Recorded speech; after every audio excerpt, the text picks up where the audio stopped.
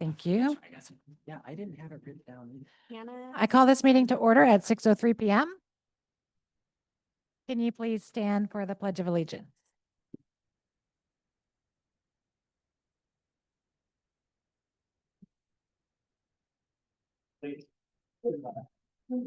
States of America, and to the republic for which it stands, one nation, under God, indivisible, with liberty and justice for all. Staff, could you please call the roll? Doug Chadwick. Here. Eamon Collins. Here. Liz Darrow. Joe Ellenboss. Lindsey Graham Ellenboss. Here. Colton Kaltenfeld. Here. Brad Kelly. Here. Maya Morales. Presente. John Muchler. Here. Hannah Ordos. Here. Bill Pitts Jordan. Andrew Redding. Jessica Rienstra. Here. Rod Stump. Here. Jennifer Wright. Here. Thank you. I want to note that Commissioner Ordos is joining us from her son's 8th grade graduation tonight. Congratulations to your son. She would like the body's permission to vote non-verbally if needed, meaning if her son is crossing over the stage, and that would be in the form of a thumb up or thumbs down on an item we're voting on in that moment by coincidence. She'll be on video during any votes. So that's going to be, from what I understand, her actual thumb up or down so that we can see her. Can I get a motion to approve Commissioner Ordos voting by nonverbal communication for this evening only? Second. Any opposed to approving that by consensus? Madam Chair, who is the second? I'm sorry. Thank you. All those in favor, please indicate by saying aye. Aye. Any opposed? Okay. Are there any, I also want to mention that, there you are. Hi, Commissioner Chadwick is joining by Zoom. Thank you for joining us. Are there any amendments to today's agenda? Would this be the right time to bring up my? Oh, sure. Go ahead, Commissioner Redding. Yeah, so we started doing a procedure that no other legislative body ever does, which is on roll call votes, having passes. That doesn't happen at the city council, the county council, or anywhere else that I've ever known. And so I want us to go to the proper procedure, that is that we vote, rather than trying to first see how others are voting before we vote.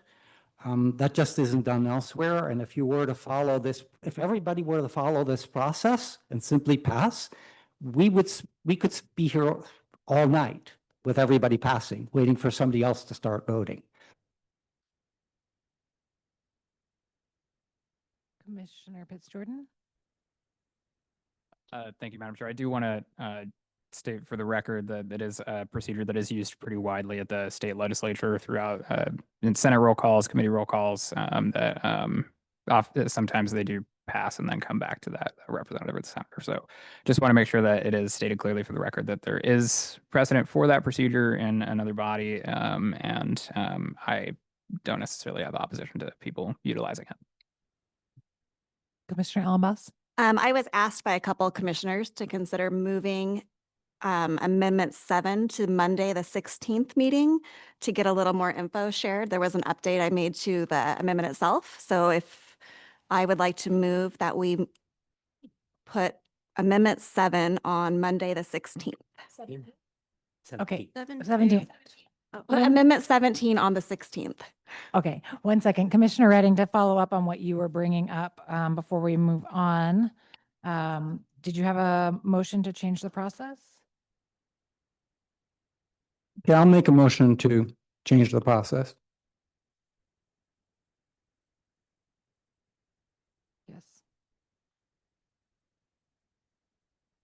During the agenda?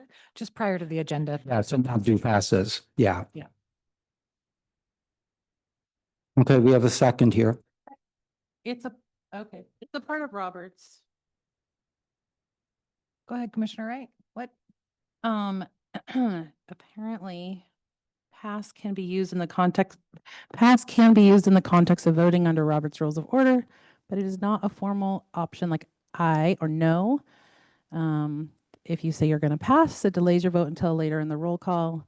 After all members have been called, the chair will return to those who passed and give them a chance to vote. This is useful if a member is undecided or wants to hear how others vote first. And so it is definitely a part of Robert's rules according to ChatGPT. I'm wondering if Commissioner Redding could speak to the substance of why you're bringing this. I don't like the idea of gaming things, seeing how many votes there are for something and seeing whether you have the deciding vote.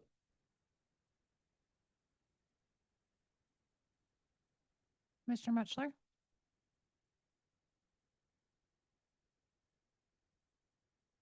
No vote by effect anyway. And so I am troubled at times that it is being used calculate or strategize, or is it safe for me to maybe vote one way even though I should vote the other way?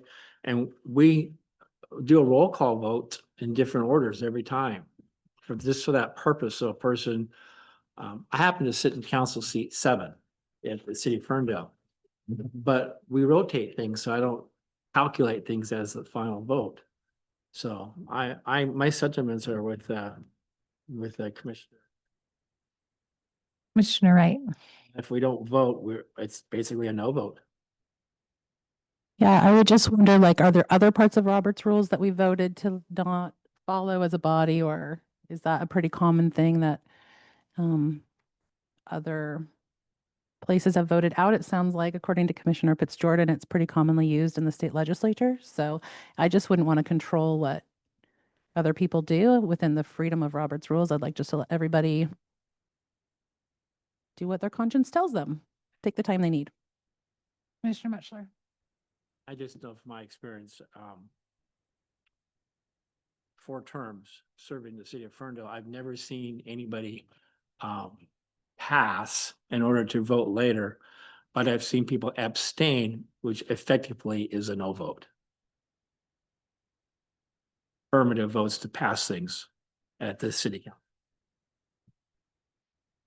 I've never seen anybody pass. It also come back later. Commissioner Ellenboss? I don't have a strong opinion, but as far as it being done or not, I watch all the county council meetings and it's done on a regular basis. And I don't know necessarily it's for that purpose, but for various reasons, they do pass and come back to the vote at the end. And you can also, I believe, update or change your vote. We've seen that happen too. So I don't know if that would actually accomplish anything. Commissioner Wright? I guess the last thing I would say is I heard a comment from a commissioner who I respect very much at our last meeting about not presuming other people's intent. And so I would just kind of echo what Commissioner Ellenboss was saying. Like, I don't know that I would ascribe a reason why someone might do that or not. And it sounds like it's done pretty often. Go ahead, Commissioner Colville. Well, I was going to call the question. Enough, you're going to need 2/3 to do that. All those in favor of calling the question, please indicate by saying aye. Any opposed? Okay. Are there any opposed by, nice. And I will just note that Commissioner Chadwick has bad reception. So for the times that he's not with us, he is excused. He's trying to be here with us and traveling right now. Okay. Any opposed to deciding this vote by consent? Okay, we're going to need a roll call. The motion is to change the commission's process so that commissioners cannot pass on a roll call vote. Eamon Collins, Yes. Joe Ellenboss, Lindsey Graham Ellenboss.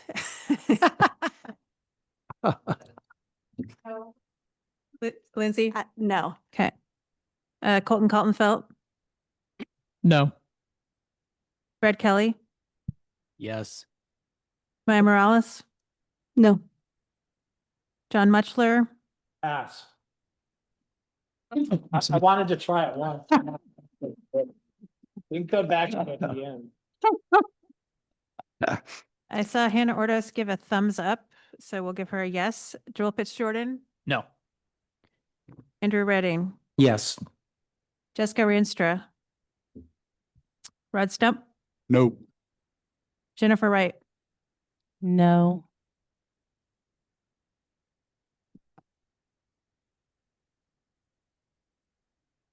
Waiting on Commissioners Chadwick and Darrow. Oh, Hannah Ordos is saying no. Okay. Sorry, that was my bad. Oh, sorry, Doug Chadwick, I left you off once again. All right. I'm a no. I'm sorry that we can't hear you. Can you give a thumbs up or No. thumbs down? No, I saw a no. No. Thank Okay. you. We see it. John Mutchler, would you like to vote or not vote? Okay. And Joe Ellenboss, we're voting on whether commissioners can use a pass when voting on items. Yeah. The motion, Commissioner Ellenboss, is to change the commission's process so that commissioners cannot pass on a roll call vote.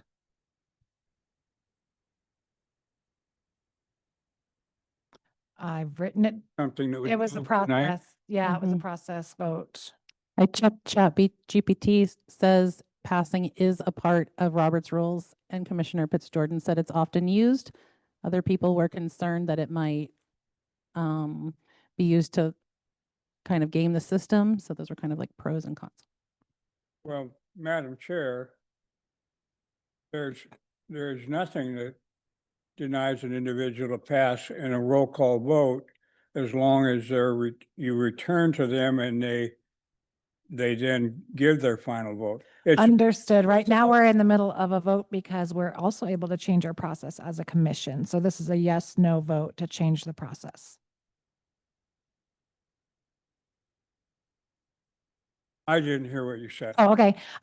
We're in the middle of a vote right now because as a commission, we can change our process, even if it's in Robert's rules. And so that was the motion, was to change the process so that commissioners cannot pass on a roll call vote. Well, Madam Chair, it's inappropriate for me to vote when I was not present. It's either to have it introduced or hear the debate. So I will switch my pass, which I will continue to claim the right to undertake, to an abstain. Understood. Staff, I'm the only person who hasn't been called for this role. Sorry, I haven't been called. Liz Darrow, I apologize. It's okay. Yes. And that motion fails. 9-5. I see. 9-5 with one abstention. Thank you for the math. Okie doke. Commissioner Ellenboss, you were in the middle of trying to do a thing. Oh, yeah. So I would like to move that Amendment 17 be placed on the 16th calendar. And that was in response to requests from a couple of my peers that had some questions on the new version. And so I'm happy to accommodate that if the body will approve. I'll second that. Okay. Any discussion on that? Seeing none, is there any objection to approving this by consent? All those in favor, please indicate by saying aye. Aye. Any opposed? Okay. Yep. Thanks for recognizing me, Madam Chair. I just wanted to make a few remarks briefly. We had a committee of the whole last week that I was traveling in the midst of. And I had a few things I wanted to say. One is that there was a discussion and vote about my amendment in my absence. I utterly object to that. I want to register that objection publicly with my commission members. I also want to just note for both the commission and the public that we, in the previous actual meeting of our charter commission, I brought forward 6 new amendments, and 5 of those, well, all of them were roll call voted, and there was a debate as to whether to advance them or not. Our tradition on this commission has been to advance and consider all proposals, and mine were the only ones not given that benefit. And so I just want to raise an objection to that and let my fellow commissioners know that I think that's totally unacceptable. I think the process of democracy should be the same for everyone. And I'm not sure why those decisions were made, but I disapprove of them. And I think that I'd like to see a different kind of democracy going on in our governance. And I'd like us to treat each other's contributions equally. So I want to register my objection publicly to that and let you all know that I'm very displeased with that.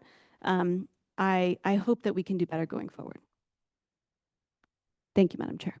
Thank you, Commissioner Morales. We need a motion to approve the agenda. So moved. Second. Is there any opposition to approving this by consent? All those in favor, please say aye. Aye. Any op- Madam Chair, was that the agenda as amended? Indeed. Okey doke. Madam Uh, Chair, it's the second revision. Second revision on this agenda. Sorry, he's asking you to say that it's the second It agenda. was the agenda or the as agenda. amended. This is the second version, second revised version of the agenda. Revised version of this agenda. Do we need to redo that vote? Okay. Yeah, okay. All those in favor of approving the second revised agenda, please indicate by saying aye. Aye. Opposed? Okay, thank you. All righty. All right, we're going to move on to public comment. Members of the public may address the commission on topics related to the Whatcom County Charter. If you have a comment on one of the agenda items listed under old business, which is number 5 on your agenda, we ask that you hold your comments until that agenda item. We have a very long list of amendments to get through tonight, so if you could make your comments brief, that would be very helpful. We'll start with general comments. Are there in-person commenters signed up to speak in general this evening?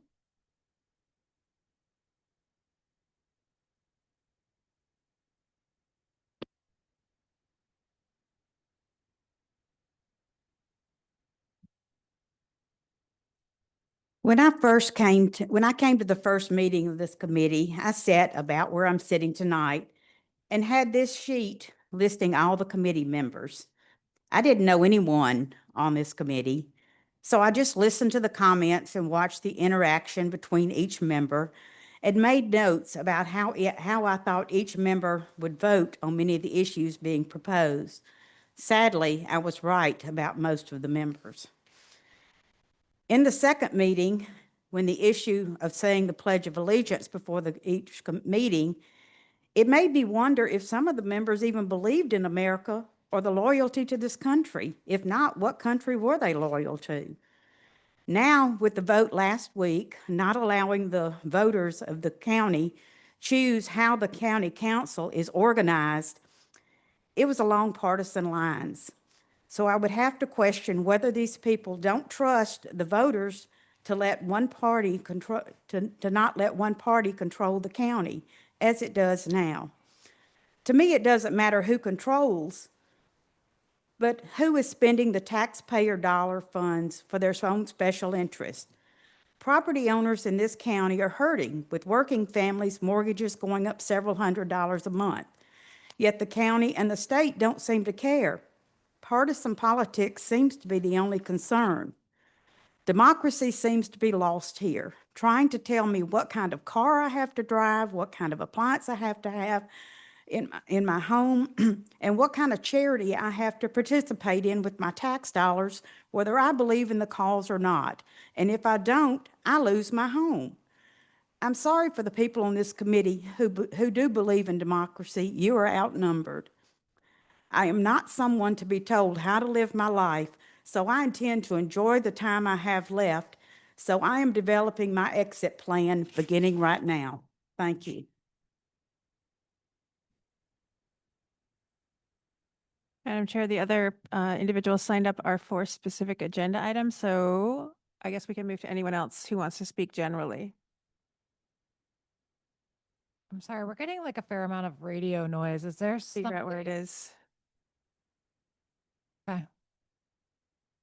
If someone's watching YouTube or something, could you not?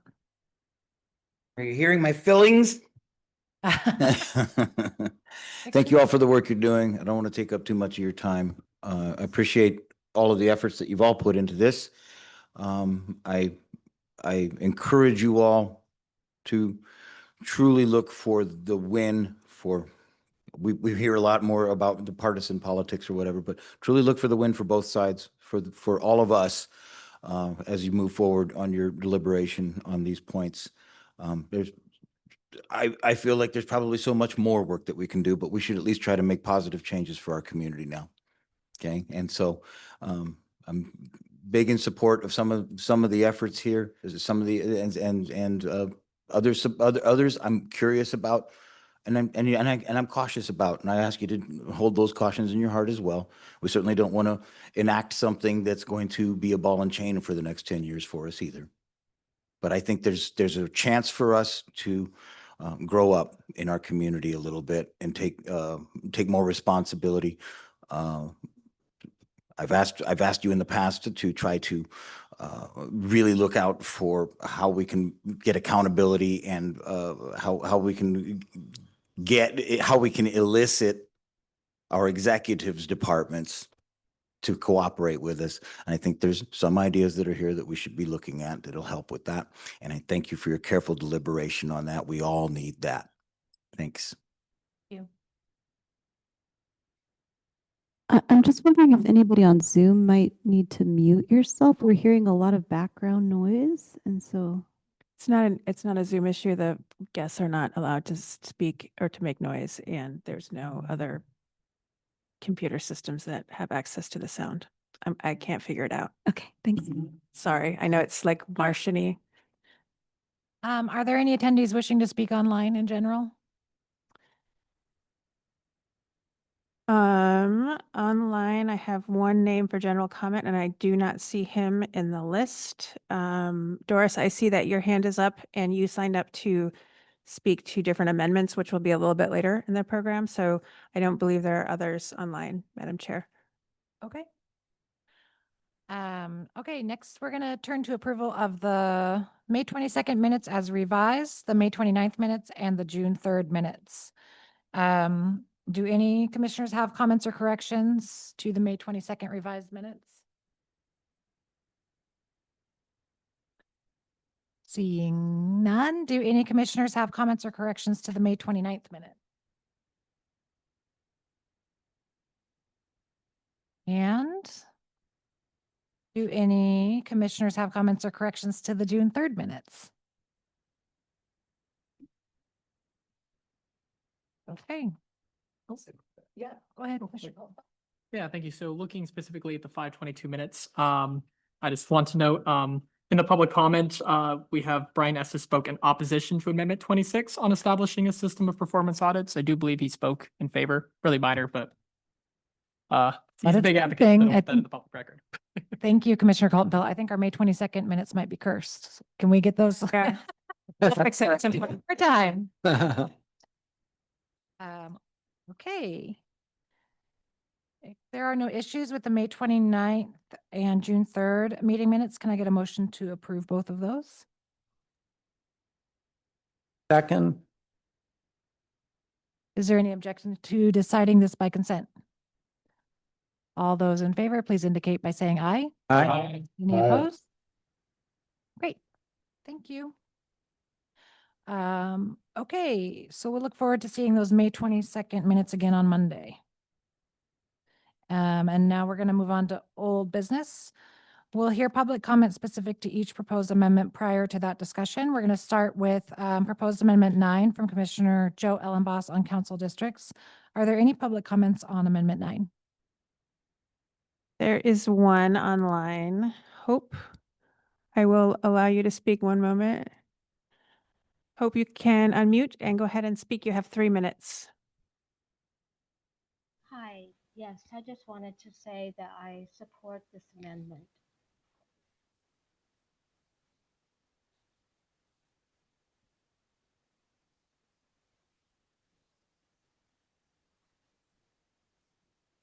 Did you hear me? Hope, you go ahead. Yes, I just wanted to say that I support this amendment.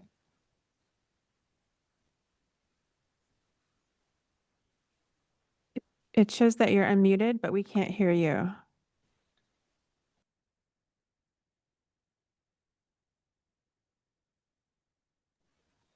I heard her on this thing. Maybe this is better than. You did? Yes.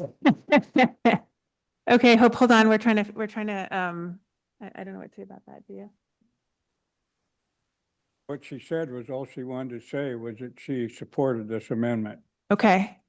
verbiage. So Hope, we'll try to figure that out. Joe Ellen Boss has translated or given your message to the group. For some reason, we're not able to hear you in the chambers, but he can hear you on the chamber's sound enhancement device, which is creepy. We will work on it.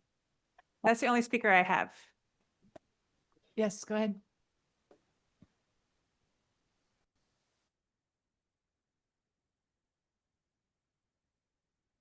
Good evening. Thank you. I want to speak specifically on this one. To me, it's a bit of a slam dunk, and I just want to make sure we're all on the same page. It's to my understanding that this effort is so that it will be more accurately representative of the entire residents of the entire group of the county, for all residents to be more representative, and that it seems imbalanced to have these two at-large positions occupied by people who are living in the city of Bellingham. To that, I just want to kind of do some simple math. Half of the population of Whatcom County is in Bellingham alone. So I have to ask, what are we trying to represent, the people or acreage? That's it. Thank you. Madam Chair, Hannah Ordos has her hand up. Go ahead, Commissioner Ordos. I just wanted to state that online I could hear Hope perfectly well. So I think it's something that's Okay, interesting.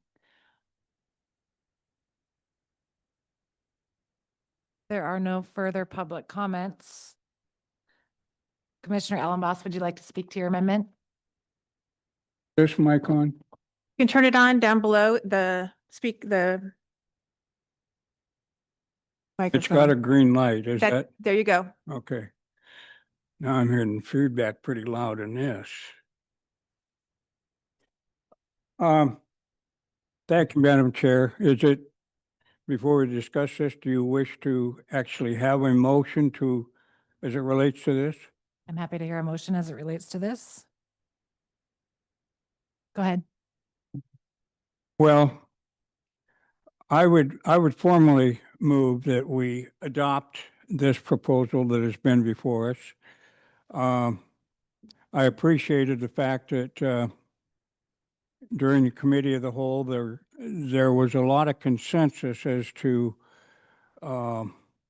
maybe some of the inequities of this, but no firm means to attempt to address it or modify it.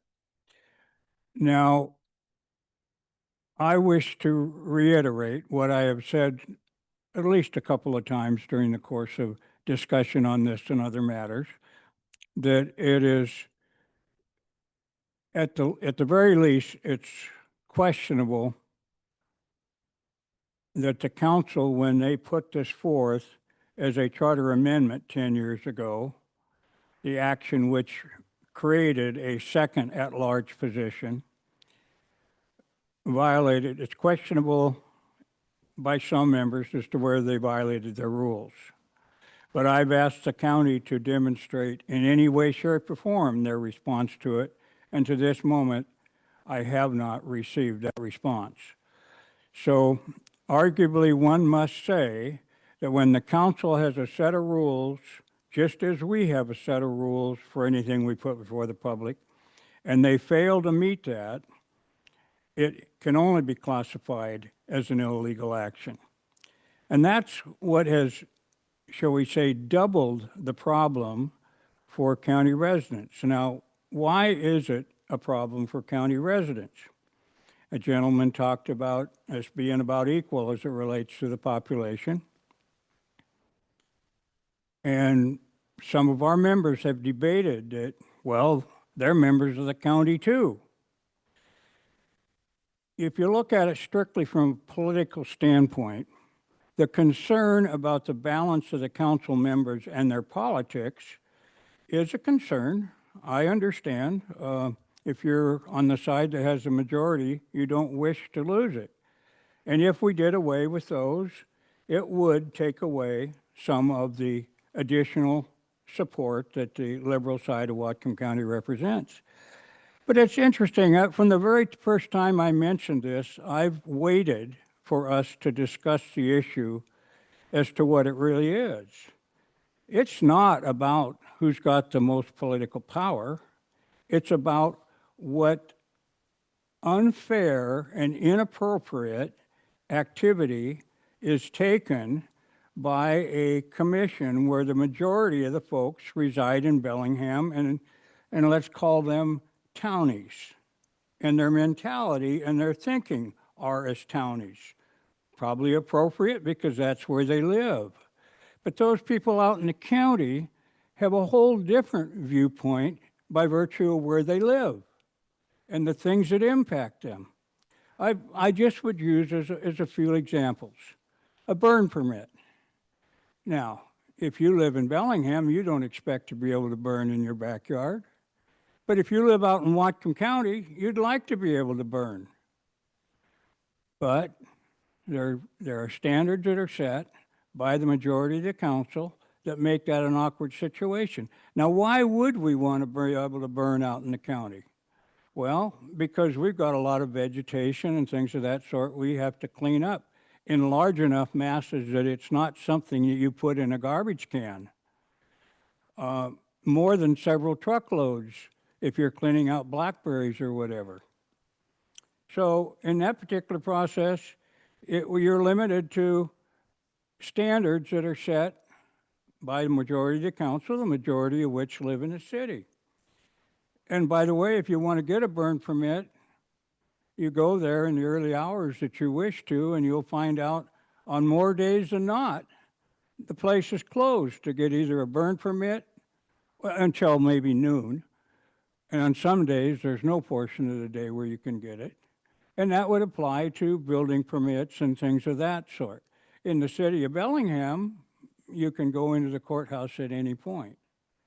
As it relates to septic, which I just heard this weekend, the city of Bellingham doesn't really care. They violate the law by over 100 tons of carbon dioxide that they create by the illegal operation of their Post Point plant. Now, I imagine that's embarrassing, but that's the way they do it, and that's what they're used to.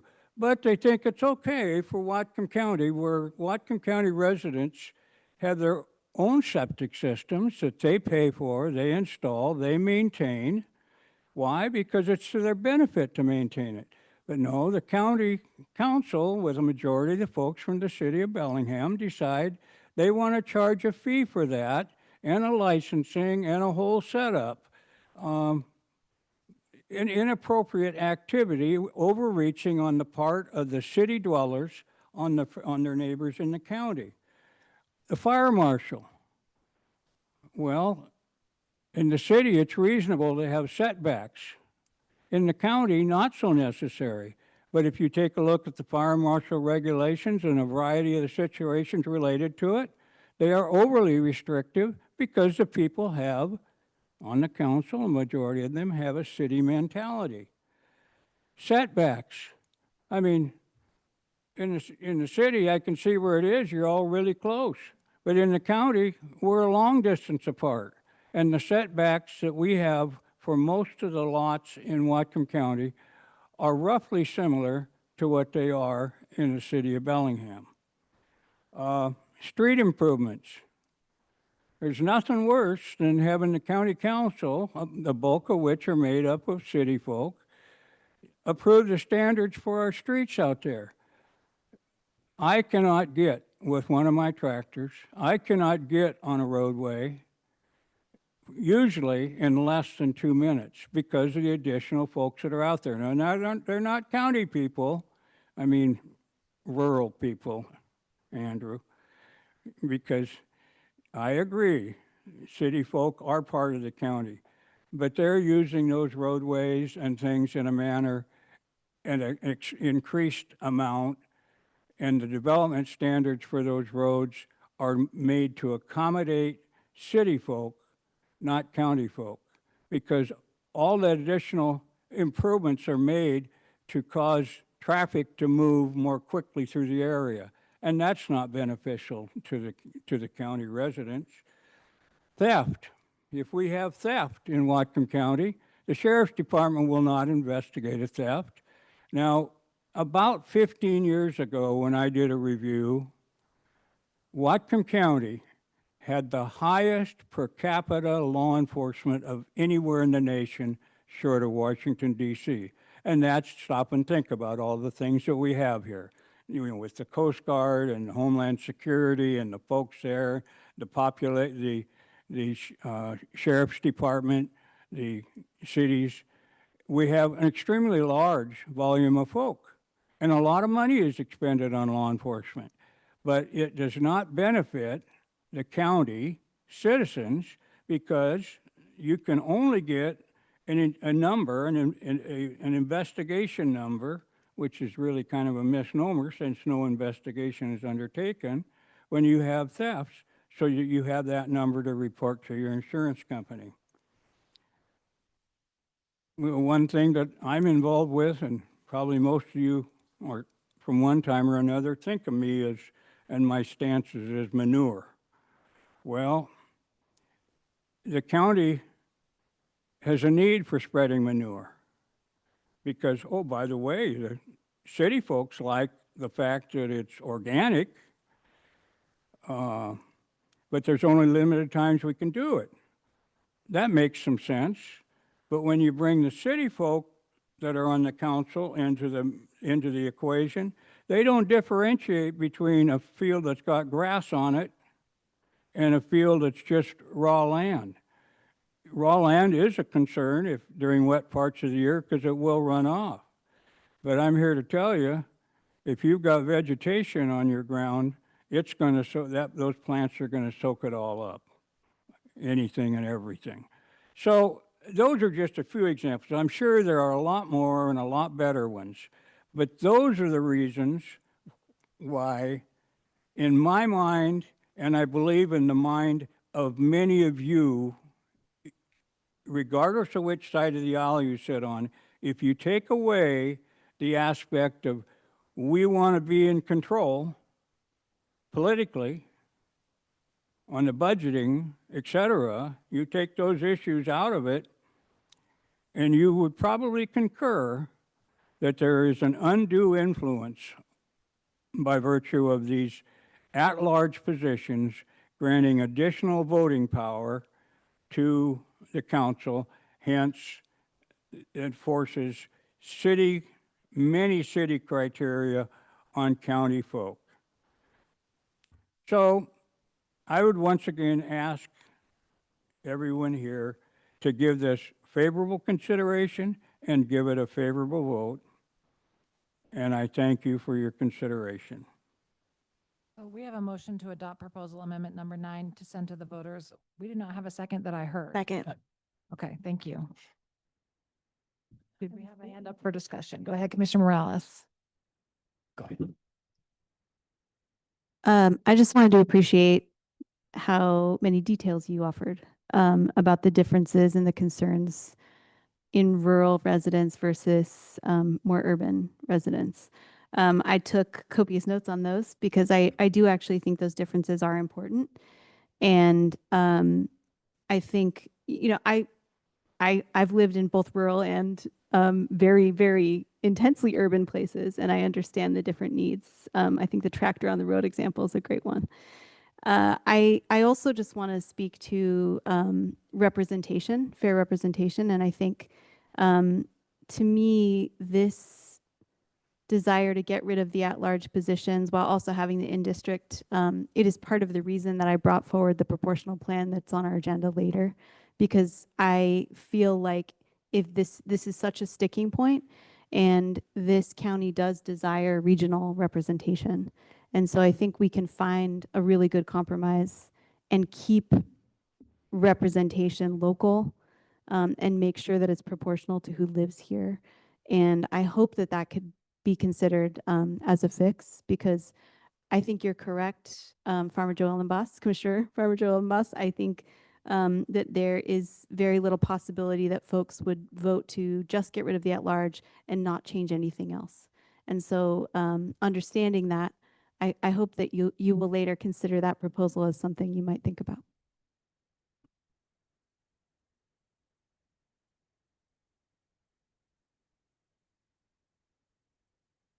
Go ahead, Commissioner Collins. I'm sympathetic to this amendment. I think people need to have confidence in how representative their government is. And I'll agree there is an appearance of undue influence. I don't think it actually is undue influence when the majority of county voters are voting on those seats. It's not just two defined extra seats for Bellingham. But I do think it is a problem if voters lack confidence in their government. Just something feeling unfair is a problem, and it's the appearance of an extra voice for Democratic voters is worthy of an amendment. But I think that unfortunately just removing the at-large seats without any other reforms, without touching the ways that we choose or elect our representatives, I worry that would make council less representative. And this is the weakness of district-only winner-take-all elections in our broken two-party system. If we were talking about moving to 5 seats with a more comprehensive voting method, or 6 seats split into, kind of Bellingham district and a non-Bellingham district, you would have my enthusiastic support. But in its current form, only touching this one part, I can't support it.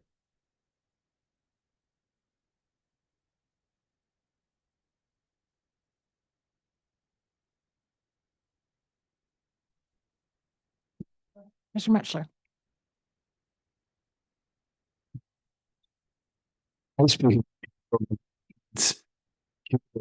It's logical. As I mentioned in a letter to the commission that was in your packet last meeting, there are 39 counties. 32 of them operate under the state code county system. They don't have a county executive. They don't have 7 county council members. They have 3 commissioners that run these counties and have been doing so effectively that very few of them have considered going to home rule. There are 7 home rule counties, and the 2 counties that have the largest number of legislative officers is Whatcom County and King County. We have 7, and I don't know how many Seattle, King County has, but it's more than 7. The other ones have 5, and they seem to be getting the job done. I see this as a matter of efficiency. It's a matter of saving significant dollars to the county. And so I appreciate Commissioner Ellenbaugh's motion. I suspect it will be voted upon in a partisan way. I hope not, but I do believe that this is a great course of action for the county, and I will be voting yes.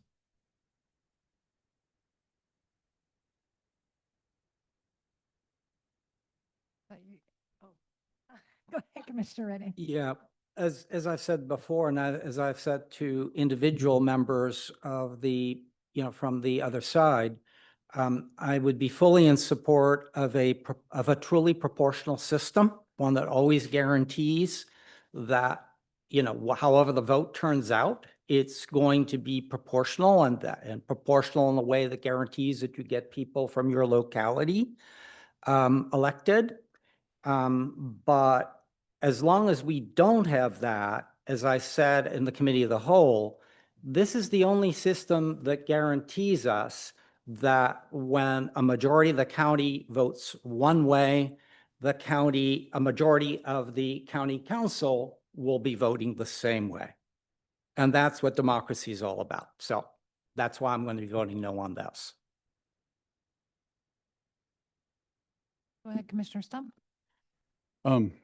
So forgive me if I'm wrong. I might be asking Kellen a question, but I think our districts are broken up by population, not acreage, like was stated in the comment. So it's already represents the population of our county. It's not representing property. It's not representing who's got the most land or anything like that. It's broken up by population. And there's a lot of talk. A lot of people are throwing the transparency word around here. And I don't think there's a more transparent proposal that's been made than this one.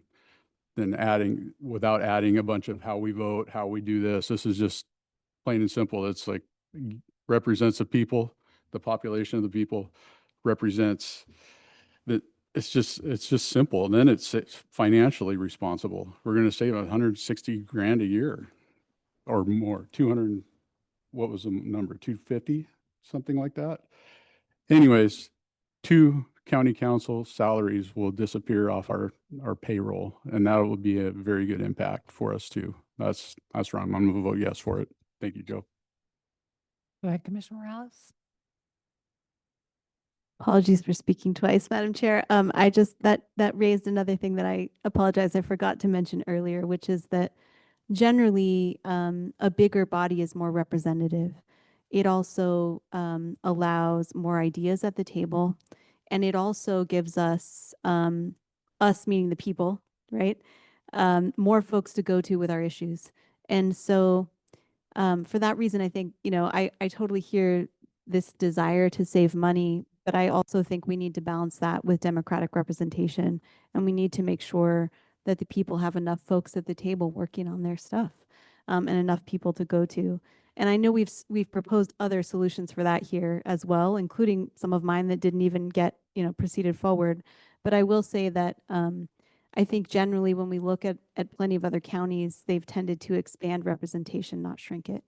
And I think that would be something we should look to modernize as a county.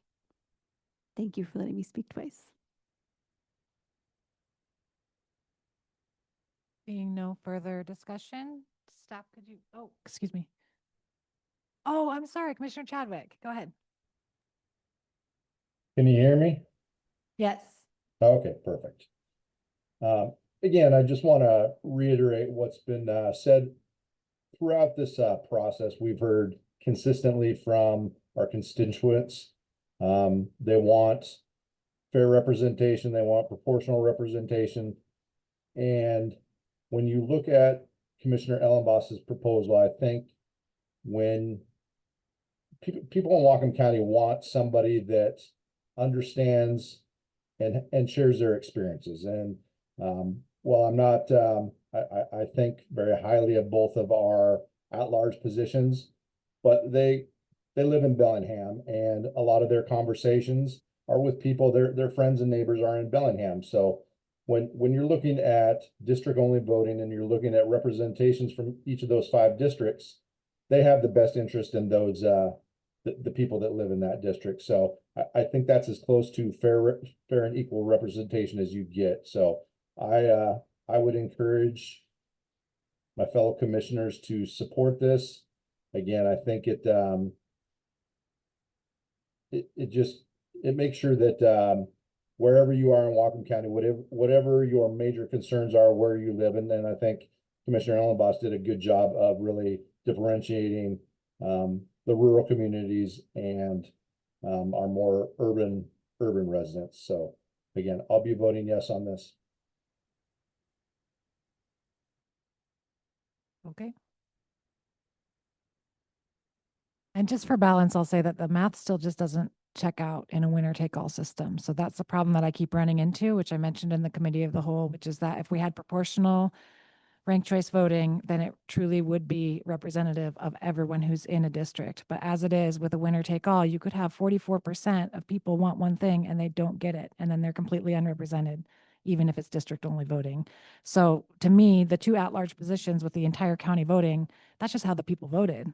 It doesn't make sense to me. It's not like nobody in districts 3, 4, and 5 voted. They voted, and that's how it turned out. So the winner take all is causing the conflict. So I just want to say that mathematically, it doesn't make sense to me to take away the 2 at large, and then you have 3, 4, and 5 as the majority, and we still have conflict, and we still have up to half the people in Whatcom County not getting their needs met. So having said that, if there aren't any further comments, I would ask for staff to call the roll. Liz Darrow, No. Joe Ellenboss, Yes. Lindsey Graham Ellenboss, Yes. Colton Kaltenfeld, No. Brad Kelly, Yes. Maya Morales, No. John Mutchler, Yes. Hannah Ordos. Yes. Joel Pitts Jordan, No. Andrew Redding, No. Jessica Rienstra, Jennifer Wright, No. Are we skipping Commissioner Stump for reasons?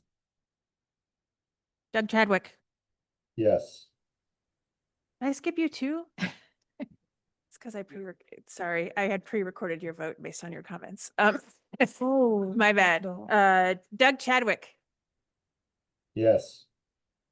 Eamon Collins, No. And that motion fails 8-7. Next up is proposed amendment 10 from Commissioner Redding on county officials' salaries. Do we have anyone signed up to speak on this amendment? sorry. We do not. Commissioner Redding, would you like to speak to your amendment? Sure. Yeah, the situation is really quite simple. We have a county of population under 250,000, and yet on every single position, we're paying more than the highest paying counties with 4 times our population, Pierce and Snohomish. Obviously, I'm not including King because it's 10 times our size and could just as well be a state at that level with the population they have. And that's what we've gotten by having a unelected salary commission with absolute power that can't essentially be overruled. And don't tell me you can go to referendum on that after we just adopted a thing for a referendum that sets it so high that there's no way that we would ever get the signatures to do that. So that's a pretend situation. It's all pro forma.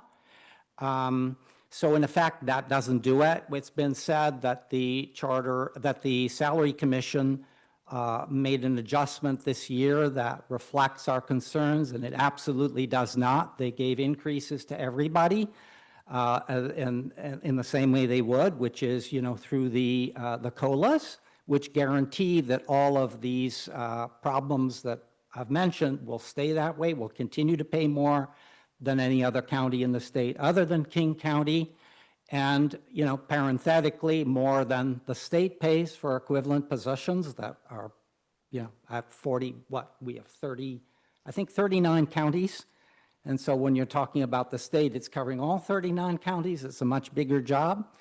But I went through a whole number of adjustments to this to make it as simple as possible and to not even consider the state situation, but to just limit it to other counties. And so that is the form that it now has. I do want to read a letter received from county employees. County employees have been notified by the county executive and the department heads he's also notified the department heads it's time to cut the budget. And so here is what their open letter to Executive Sadoo. As those, quote, closest to the work and best positioned to find cost savings, end quote. In other words, that's a quote from Sadoo's letter. We appreciate your invitation to share ideas on how to save money during this time of economic challenge and uncertainty.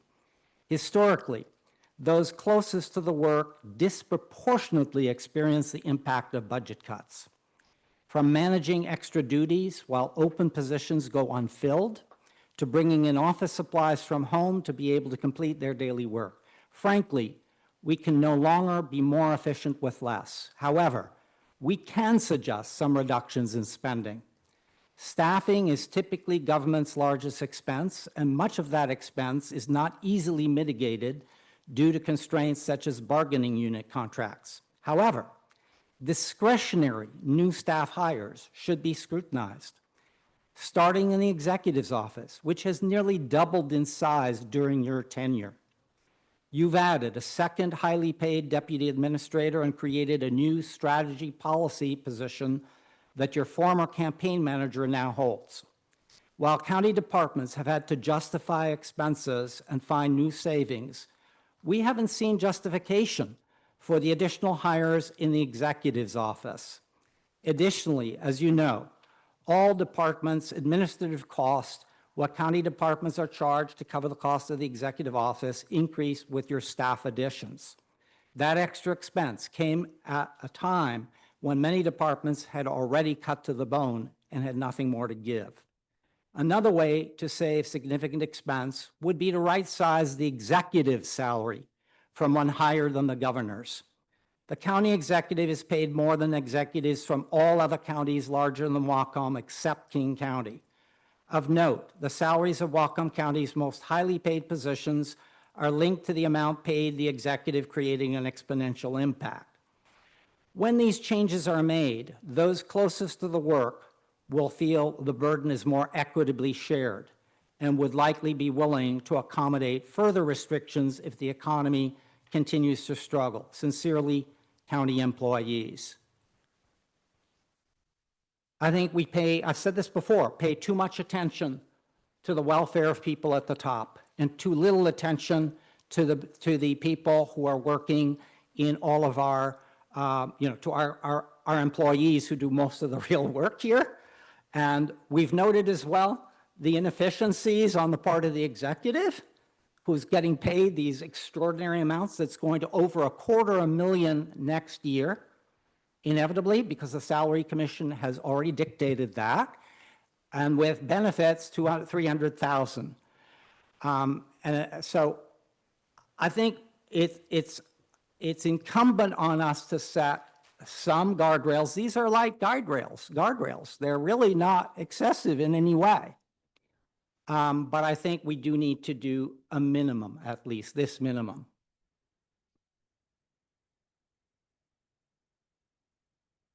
A motion to adopt.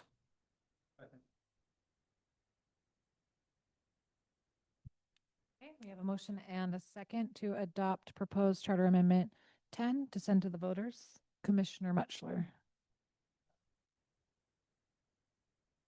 Well, it's anonymous because, I mean, think about it. These are people who would, you just think about it, right? I mean, it's their boss. Yeah, I'm just troubled with an anonymous letter brought into the record. I could have written it and passed it on to you or something like that, so I'm.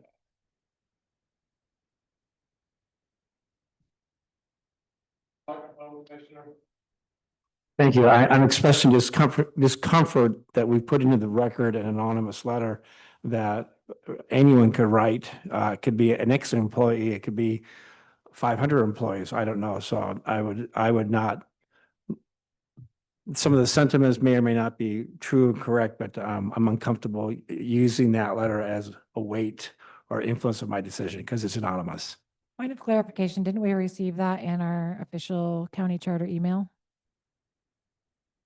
Oh, the council office received it as well as the executive office under the door. There's a history of anonymous letters coming in, and I believe it was submitted to the council office anonymously, addressed to the charter review, and we sent it out to you via email. Oh, I see. I'm just saying, I don't know if it's one person or 500 people. I'm uncomfortable always with anonymous letters. Madam Chair. What? Also, as a point of clarification, I did not hear.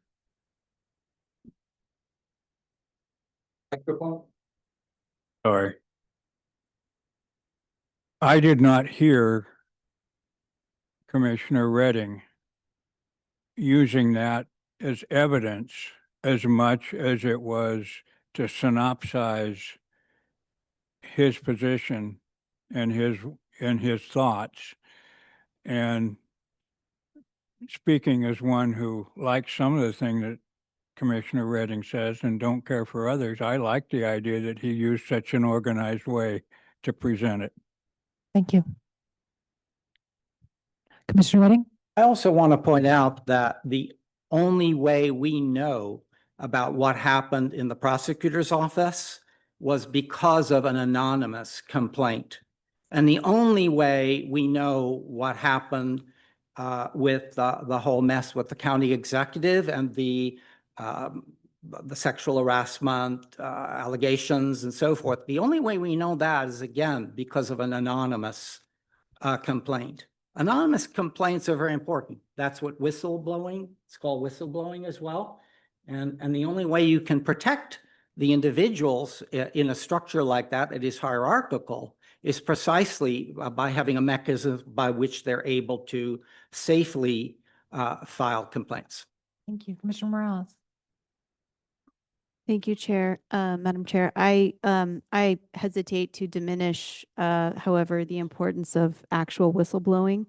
I think that it's really important to hold a different lens here to whistleblowing on the basis of sexual harassment or some kind of other discrimination complaint than an anonymous letter about how salaries are too high.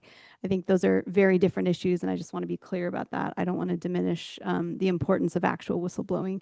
I will say, I think it's fair to be uncomfortable or not with an anonymous letter. I just want to note for the public that we did also receive letters from the prosecuting attorney as well as the treasurer, just in fairness, that both object to this change.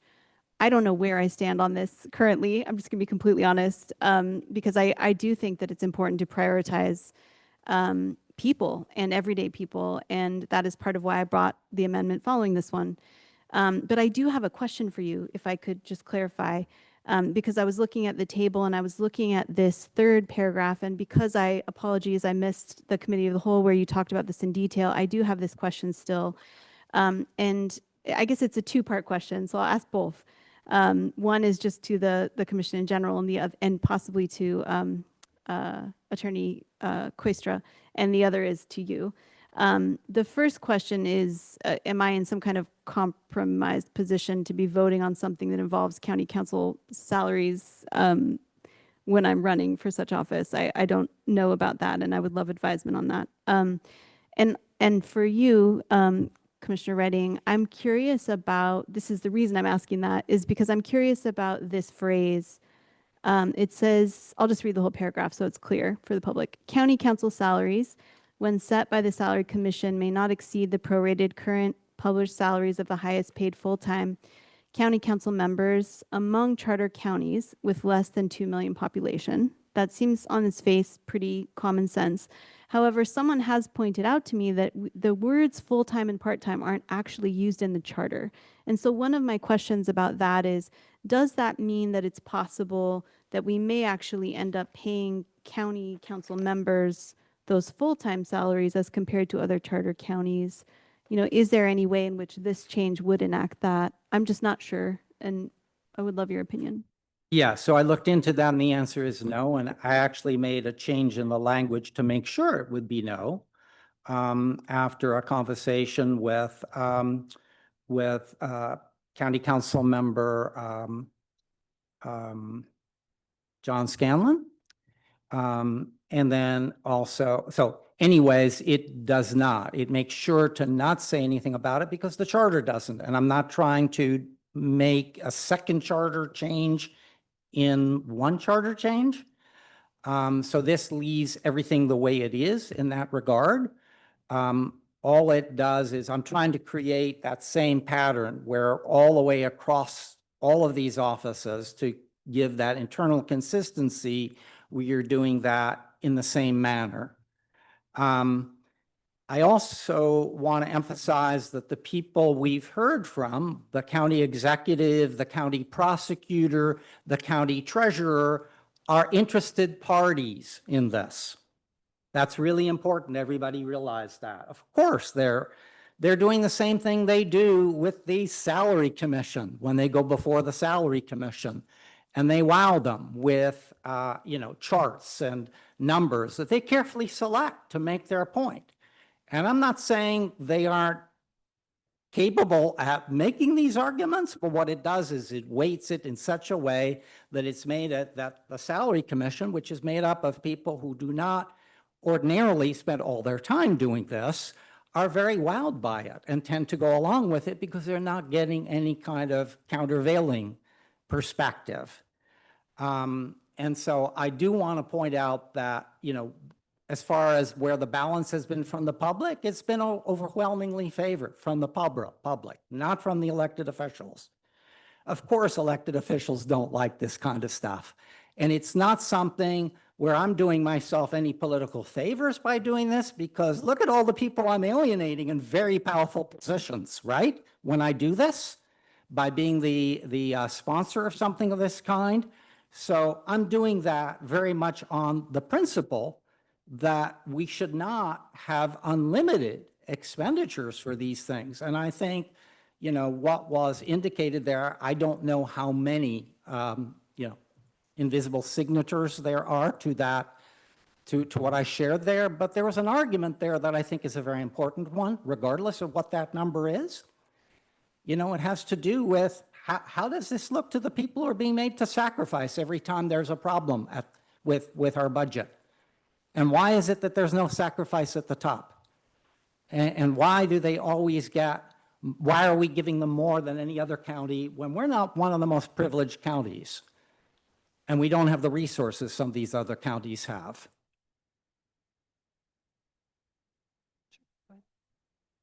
Yeah, I was just wondering if you could speak to that recusal or not recusal issue.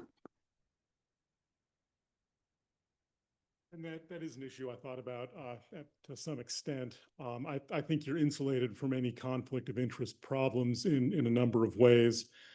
First off, you're not sitting here as the salary commission. You're not setting salaries or anything like that. As you sit here, you're merely proposing an amendment to the charter. Obviously, the voters will be able to accept or reject that charter amendment as they see fit, without any undue influence. Secondly, in counties that don't have a salary commission where the legislative body is setting their own salaries, the law allows them to give themselves salary increases so long as there's an election between when they set the salary and when the salary goes into effect. Here, obviously, you'd have to be elected to the body before you would get any potential benefit from anything you propose here.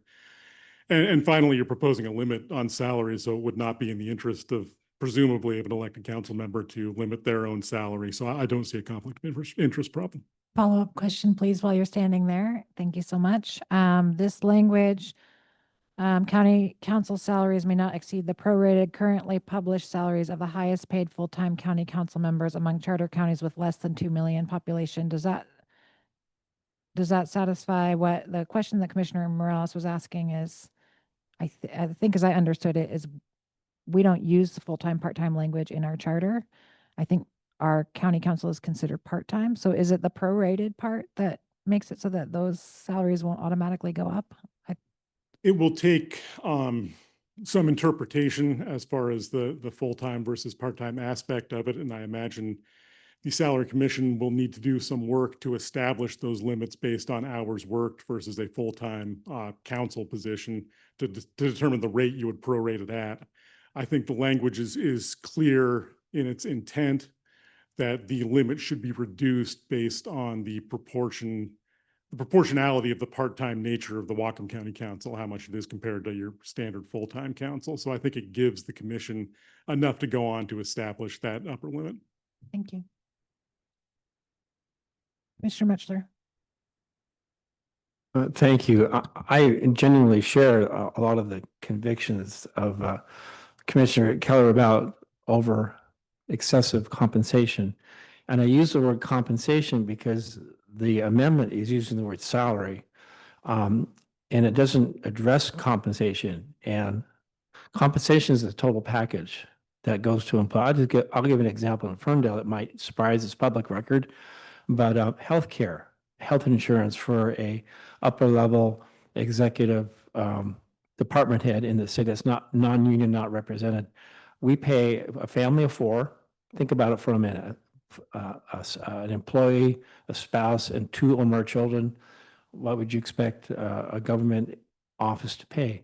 It costs us just a little under $36,000 a year to insure that family. Because over the years, they have, in part of negotiating with the various mayors and such, have negotiated really good compensation. We also have something called deferred compensation, which you might call extra retirement, additional retirement outside the state system. They can choose to take that as retirement, put it into a retirement account, or they can convert that into cash and add to their salaries.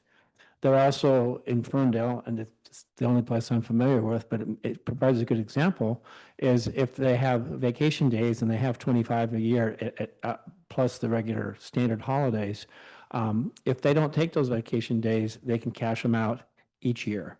Those are just some of the compensation things that happen in Ferndale that don't happen everywhere. I just don't think you can just compare salary to salary. You have to consider the entire compensation if you're going to approach things this way. Because all a salary commission has to do is say, well, I'm limited by this cap because of the formula that's in the charter, but we'll just increase benefits and come at it that way. So that's just one of the deficiencies that we have. And I'll just repeat what I said when this came up earlier. Unfortunately, we have a salary commission. I'm not a fan of it. I think it was much better, and I think all compensation was more, if we can say the word, modest and in line when the county council chose that. I have many times had to vote on compensation for elected officials, and you're keenly aware that you're in the public's eye. And you're also not voting your own salary. You can't vote your own salary. It's after the next election. So sometimes it's 4 years down the road. So that creates kind of a lag. So if we really wanted to do something to bring salaries back in line, we would get rid of the salary commission and go back to what it was before. Seeing no further comments, staff, could you please call the roll? Joe Ellenboss, Yes. Lindsey Graham Ellenboss, Abstain. Colton Coltonfelt, Yes. Brad Kelly, Yes. Maya Morales,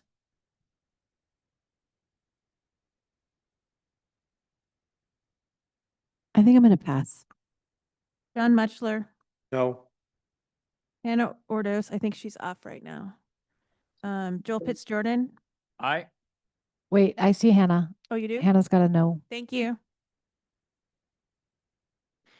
Andrew Redding, Jessica Rienstra, Rod Stump, No. Jennifer Wright, No. Doug Chadwick, No. Eamon Collins, Yes. Liz Darrow, Yes. Maya Morales. I think I'm going to have to abstain.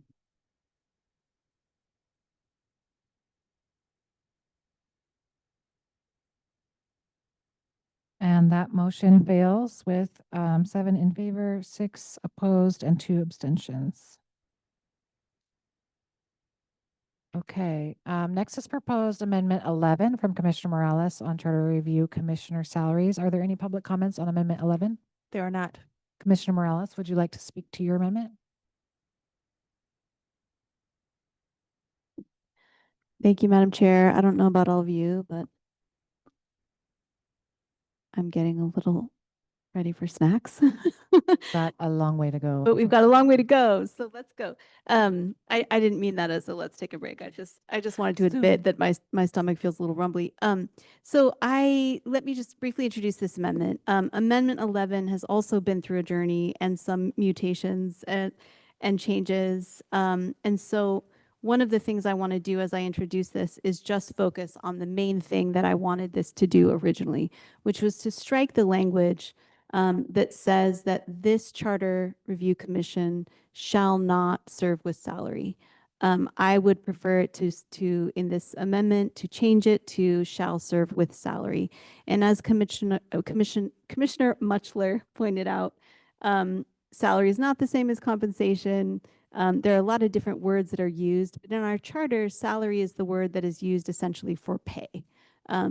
So while I could have amended this to say that the future salary commission shall be paid, it made sense to use this formal word salary that shows up throughout our charter. And so just to kind of let you all know why I asked for that change. Now, the way that this memo is currently written that proposes this amendment, it has 2 parts. And so part of it is now struck because There are two parts to this. The first is very simple, which is a change that suggests that members of the commission shall serve with salary and shall be reimbursed for reasonable out-of-pocket expenses.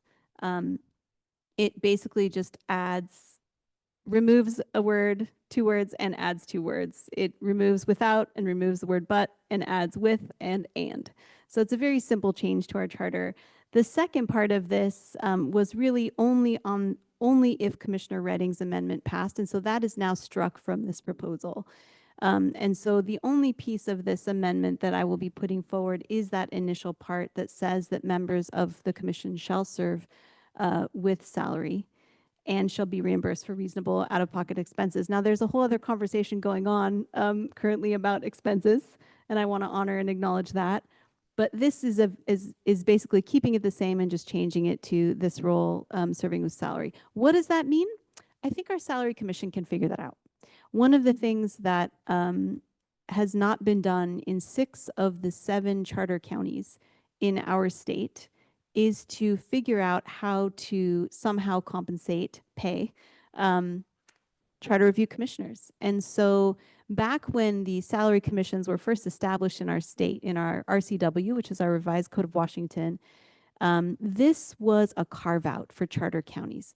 Charter counties were actually carved out of a basic required minimum salary for every elected county official that exists in our general laws counties. And so in general laws counties, in our revised Code of Washington, it states that all county officials shall be salaried, and it instituted then a base minimum pay for all of those roles. Because charter review counties have a home rule option, they went ahead and gave a carve out. Now, I don't know specifically the history of whether that was an actual legislative appeal by the Association of Counties or just the charter counties, or whether that happened automatically. And there may be some folks here or not who might be able to speak to that specific history. But what I do know is that in 2023 and 4, the Washington legislature passed a really important update to our equal pay laws. And it was called the Equal Pay and Opportunity Act. And it goes into effect this July 1st. And what that act reiterated and also added to was that everyone has the right to be paid equally and equitably, and that also figures into people's opportunities.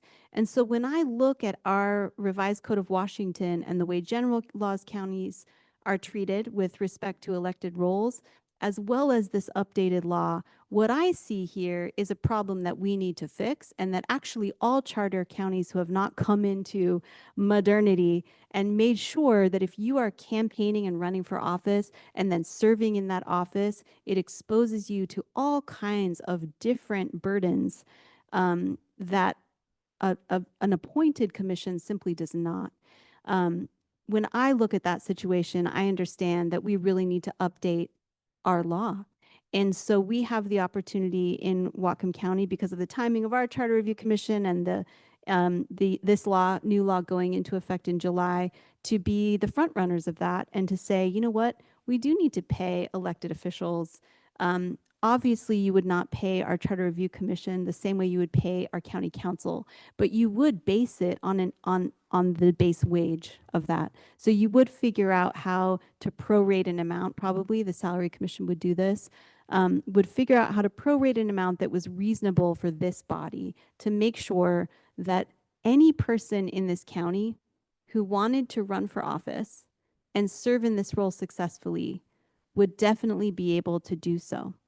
And the reason that we pay our elected officials, we didn't used to, is because we recognize that democracy must be accessible to everyone, no matter what their income or station in life. And so one of the things that this new Washington Equal Pay and Opportunity Act recognizes is that there is a disproportionate burden and access to not only democracy, but jobs, educational opportunities, et cetera, for various people who have experienced historically pay discrimination. And so in our county, we have plenty of folks who have historically been discriminated on against in terms of pay. And in order to make sure that any person who wants to not only run for this office, but serve in this office and then have an opportunity out of this office, it's really important for us to change this piece of our code. And so I am asking my fellow commissioners to consider this amendment and consider giving it an enthusiastic yes vote for the reason that it's time for us to come into this decade, but also this year. And so I would move that we adopt the first part of this amendment proposal, which is simply to change this to say, members of the commission shall serve with salary and shall be reimbursed for reasonable out-of-pocket expenses. Is there a second?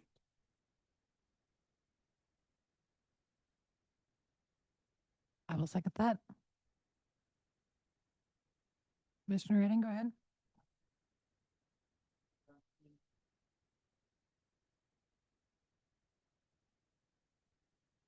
Oh, yeah, I'm wanting a clarification because I'm seeing a total of 6 pages here, and I'm wanting a clarification as to whether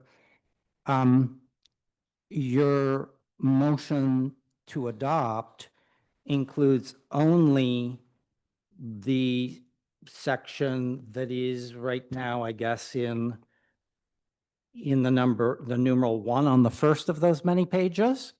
And I want to be clear that it does not include, even parenthetically or in any way, shape, or form, any of the other discussion, like that discusses, 1/2, a quarter, all that kind of stuff. Thank you. Yes, thank you for that. Let me clarify. Yes, this does not include, let's go through these pages. Thank you for that. What this change would do is essentially enact that salary, and then it would affect other sections where Charter Review Commission needs to be added to a list of positions. So for instance, in section 6.11100, salaries of elected officials, the Charter Review Commission would need to get added into that. That's page 35 of your packet. It's literally just adding that in. And then I would not recommend that paragraph in that section, as you pointed out, Commissioner Redding, the salary, the specifics of how it should be set, that is not part of what this suggested amendment would do, this modified amendment that I'm bringing forward, because of the fact that I think the Salary Commission can be trusted to figure this out. And I think since we have not abolished the Salary Commission, nor have we, limited how they can do that, I think we can just send that to them as their issue to figure out. And then the optional part is also on that page 35, would also not apply there. Right, so that was on the basis of whether yours passed or not, and in a former form, and so none of that would apply. It would simply say this commission in the future shall be paid, and add that to the list of salaries that the Salary Commission considers. Okay, so I'm still confused simply because you seem to be saying there's another section that applies other than just this section that's in 1, and I'm not clear where that is. That is on page 35. Here on 35, that's a lot of small print. It's just at the very top, and it says the county council, so this is from section 6100, the county council shall establish by ordinance and in accordance with law an independent citizens commission. Oh, I'm so sorry. You're right. I'm reading from your amendment proposal. I'm sorry. But so without that change, without your change, it still needs to change that section to add charter review commissioners in 6100. So I was working from your amended version, but in the original version of the charter, it still needs to change that list. So sorry about that. I see, but since we're not adopting mine, you don't need that as part of your thing, right? We still need to change section 6100 to input just the word Charter Review Commission into the list of elected officials that the Salary Commission.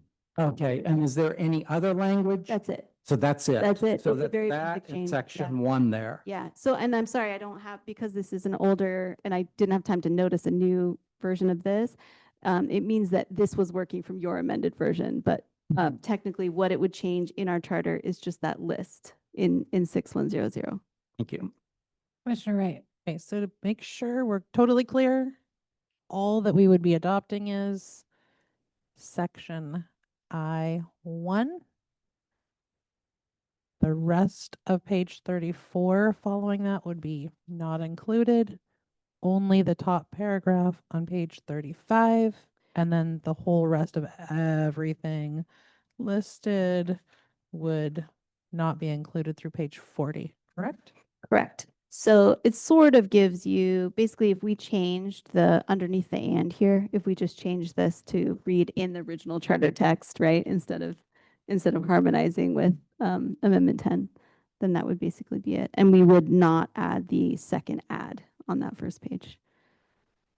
And just a point of clarification, in the charter currently as written, it's the exact same sentence as what you see on page 35 at the top there. So that blue text would be what's added. The rest of it is the same in the charter as is written in the packet, just to be crystal clear. So we're talking about a change of 5 words total.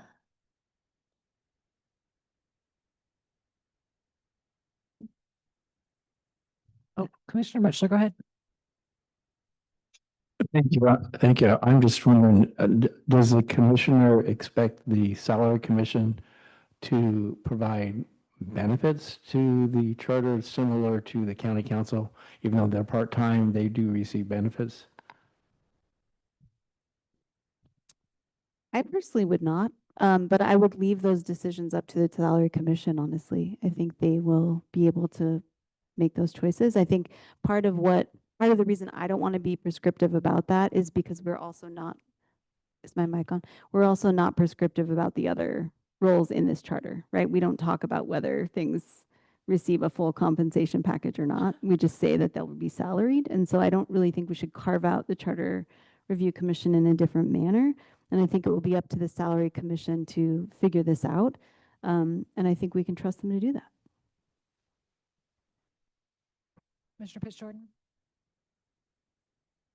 Thank you, Madam Chair. I think I have a question, follow-up question on the Commissioner Mutchler's question as well. Is there not a threshold at which at which salary benefit packages must be offered that are consistent with the Public Employees Benefit Board and public retirement system? You're asking me that? Yeah, that's the reason I'm not prescribing here, because I feel like the Salary Commission is the commission to determine those things and to look at the law and to figure out how they would actually pay this position. What I do know is they would have the option to do this via per diem. They would have the option to do this at whatever level they deemed appropriate and equitable to what the pay should be across elected roles here. And so what I would anticipate is that they would look at the fact, similar to what my paragraph outlined, right, is that they would probably look at the fact that this, the particular term of service, the amount of service expected, the number of meetings, that kind of stuff. Certainly this role, the most comparable role in our county is the council in terms of the fact that this is a legislative deliberative body. But there are some really big differences. One of those differences is that we don't do constituent meetings and we're not signing, and reviewing contracts for the county. I mean, there's a lot of really big differences in the role as well. And so my hunch is that the Salary Commission would take into account the full picture there and also look at what the wage and hour / salary, FLSA, what the labor standards are and what laws they needed to follow and figure out a wage from there. That's my hunch. Thank you, Madam Chair. Just a follow-up question on that. Do you know what the threshold is at which county employees must be offered benefit packages? I actually do not, but we might have some people around here who do. Commissioner Mutchler? So this is basically telling the salary commission they have an additional task of determining salaries for the upcoming Charter Review Commission. I completely forgot the question I was going to ask. That's what happens. So I'll come back when I get it back in my brain. Okay, Commissioner Ellenboss? Yes, Madam Chair, at the risk of sounding flippant, I believe the best thing I could do is move the previous question, ask that we end debate and render a vote on this issue. Okay. Commissioner Mutchler? I did remember. Is it possible if the salary commission can meet and look at other charters and say, you know, we think the salary should be zero? You'd be okay with that? I think that if our charter stipulates that this commission shall be salaried, then that would not be a possible outcome. As to how much they could allocate, right? That would be up to them indeed. Okay. Commissioner Rating? Set any guidelines or any guardrails, just like many of you don't want those guardrails anyways. So what's the big deal? Let's vote on this. Just add one thing. Go ahead. I do, that was a bit flippant. I will say that the same way that we trust our salary commission, given the previous vote, to go ahead and weigh all the factors and look at how to compensate people. I don't see how this position would be different.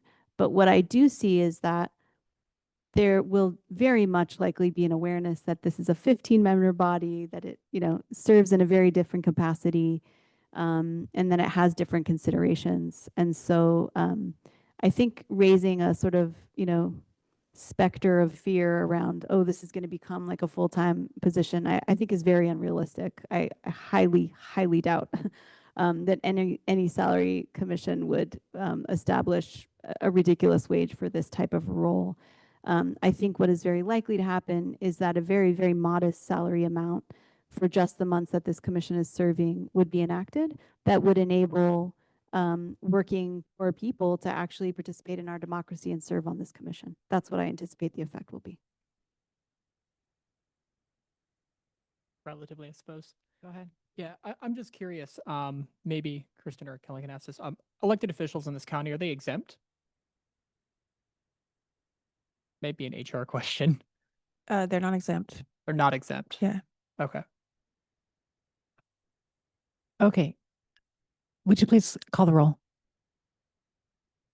Lindsey Graham Ellenboss, No. Colton Kaltenfeld, No. Fred Kelly, No. Maya Morales, Yes. John Mutchler, No. Anna Ordos. And Ordos says no. Joel Pitts Jordan, No. Andrew Redding, Jessica Rienstra, Rod Stump, Nope. Jennifer Wright, No. Doug Chadwick, No. Eamon Collins, No. Liz Darrow, Yes. Joe Ellenboss. No. That motion fails, 12-3. Okay. Next is proposed Amendment 15 from Commissioner Mutchler on elected officials' salaries. Are there any public comments on Amendment 15? There are not. Commissioner Mutchler, would you like to speak to your amendment? I'll do it briefly. One of my concerns about amendment proposal 10 was that it was concerned about the upper end being too much, but didn't have any language about the lower end, what might be too little. And so I had the privilege of working salaries when I was mayor. And I had this little statement that I memorized. I want my staff to be well paid, but not overpaid. Well paid. I want them to go home feeling like they're well paid, but also not overpaid. Now, those aren't numbers. Those are just values and convictions. So I really do value the transparency that's been brought to the subject of compensation and salaries of our elected officials. I really do mean that. I just wasn't comfortable with the direction that my colleague next to me was going.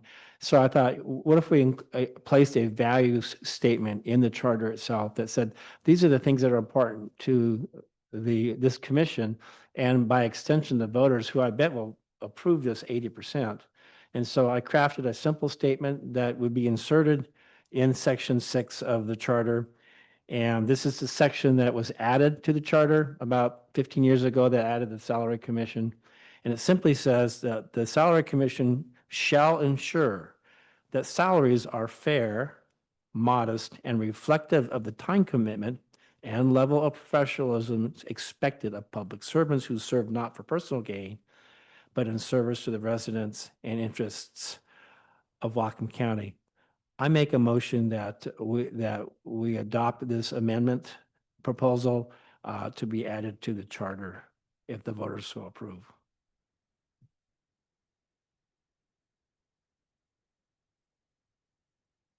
I will second that. Go ahead, Commissioner Redding. Abstaining on this one because first of all, we've never had a problem with too little. The problem right across the board has been too much.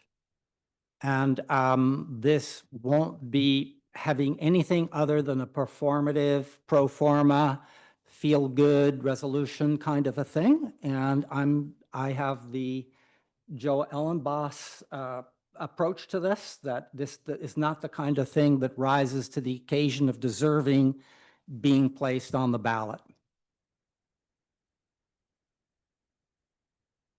Seeing no further discussion, will you please call the roll? Colton Felt,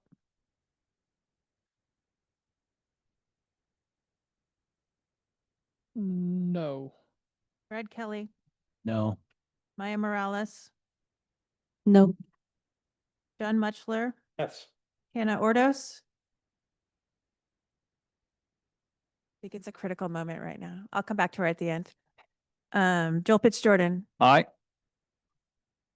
Andrew Redding, Jessica Rienstra, Rod Stump, No. Jennifer Wright, Mm-hmm. Doug Chadwick, Yes. Eamon Collins, No. Liz Darrow. Yes, Sorry, was that yes? that was a yes. Okay, thank you. Joe Ellenboss, Yes. Lindsey Graham Ellenboss, Abstain. and Hannah Ordos. I think she's oh, there she is. Hannah Ordos says yes. Thank you. And that motion fails 6-8 with one abstention. Moving on to proposed amendment 16 from Commissioner Mutchler on reimbursement to charter review commissioners. Are there any public comments on amendment 16? There are not. Commissioner Mutchler, would you like to speak to your amendment?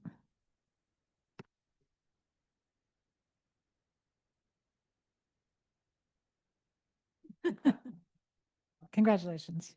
This is an easy one, I think. I actually did an experiment that I haven't mentioned to you folks. I tried to submit travel reimbursement to the county about a month ago, and I was turned down. And it was explained that it's really not possible with the charter that currently is. So that sort of supports what I'm trying to do today. I only asked for $150,000 in travel expenses. I'm not quite sure why that was trouble.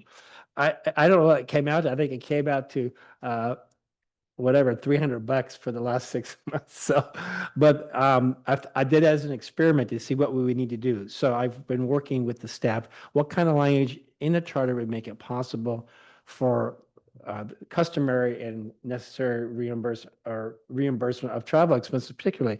And what made me think of this was I had a friend that ran for the charter who lived in Point Roberts. And sure as heck, I think all of us would agree, someone that lives that far away should have some help with the travel if he or she wants it, or somebody lives up at Glacier or Deming or something like that. So I've been told by staff that this well passed mustard, so I'll read it to you. We've just inserted a little bit of extra verbiage in the charter itself. This is a handout that you had in front of you that came kind of late. So it looks like this has got some yellow on it. If yours doesn't have yellow, you don't have the most current. So it's a piece of paper that was not included in the packet. So I'll give you a second to find that, then I'll read what we have. I'll craft this in terms of a motion. I move that the following language be inserted into the charter by the voters, that in section 813 procedures, the commission shall review the charter to determine its adequacy and suitability to the needs of the county and may propose amendments. The commission may also make recommendations to the county council and publish its findings. Members of the commission shall serve without compensation, but are entitled to receive reimbursement for mileage to and from meetings at the standard rate and for such other expenses directly related to the service. Then it goes on and completes the paragraph. And that's the motion. I'll second that. Okay. Commissioner Collins? I was just wondering if you would consider a friendly amendment, or tell me if you disagree here. But my only gripe is that I think reimbursements are a compensation. I would leave the word shall serve without salary, but are entitled to reimbursement and the rest of it. Like, if you're being compensated for your mileage. I would defer to the attorney who helped craft the language, but that, Did you understand what the question was, Colin? That reimbursement is a type of compensation. I can certainly understand that objection. I think either word you use, the intent is pretty clear, so I don't know it matters all that much, but salary might be more technically correct and might be more appropriate to use there. so I would suggest a motion to amend the main motion, change the word compensation for salary, if you were to do that. Okay, yeah, I so move. Second. Commissioner Coltonfeld? Oh, sorry, it's a friendly amendment, so it doesn't need to go to a vote. We need to vote. I'm more comfortable with votes on when we change Okay, things. your comment is not about where we're at right now? I mean, it was about this, but Okay, we need to do that. so we have a friendly amendment to the motion. Oh, it wasn't friendly. It was unfriendly. Excuse me, I was writing. So we we have an aggressive. Aggressive and All right, aggressive. we want to vote on this to amend it to adopt proposed amendment 16 as amended.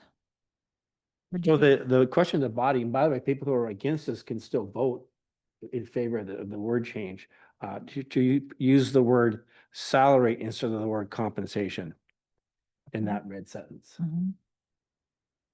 Okay.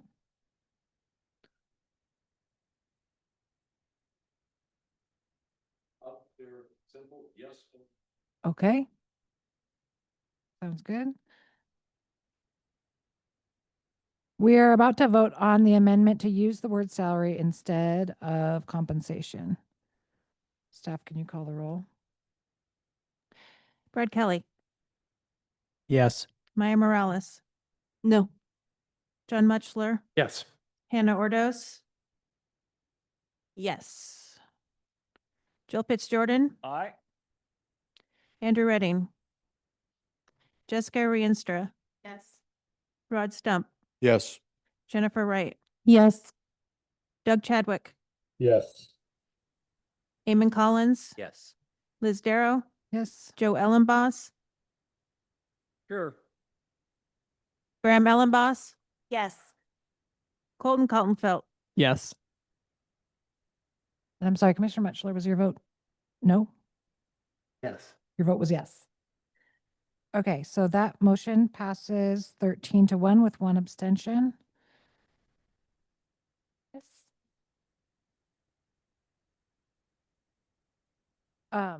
Okay, so just to remind the commission, we now have a motion to adopt proposed amendment 16 as amended to send to the voters. And Commissioner Kaltenfeld, you had a question. It was a comment on this, not a question, I presume. But in any case, I appreciate you bringing this up, and I appreciate you trying the process out. The fact Failed. that we were denied what seems to be a reasonable expense mileage to these locations seems like that should just be something that happens. So the fact that we tried and were denied, as much as I hate to bring forward another amendment on the Charter Review Commission to the voters, I think it is a needed fix. And so I appreciate you trying this process out and really highlighting. I was a little skeptical about it, like, oh, do we really need this at all? Until you tried it out and it wasn't. So I might not have been where I was a little hesitant with, the Pandora's box of opening up a salary. I think this is a pretty fair ask. So I will be in support. Thank you. Go ahead, Commissioner Redding. Going to be voting no, because I think it's, again, way too trivial for the attention of the voters. It's not that big a change from what's there now. I just don't see why we would put something like that on the ballot. Commissioner Morales. Thank you, Madam Chair. Yeah, I would say that given the lack of clarity, we have clarity over one expense here, which is mileage. That's, I suppose, a plus. But we are yet again in another vague area of such expenses directly related to their service that is not defined. And that feels like it's going to be another puzzle where we're not going to get answers, or where the county will push back on, on possible expenses. I can give an example,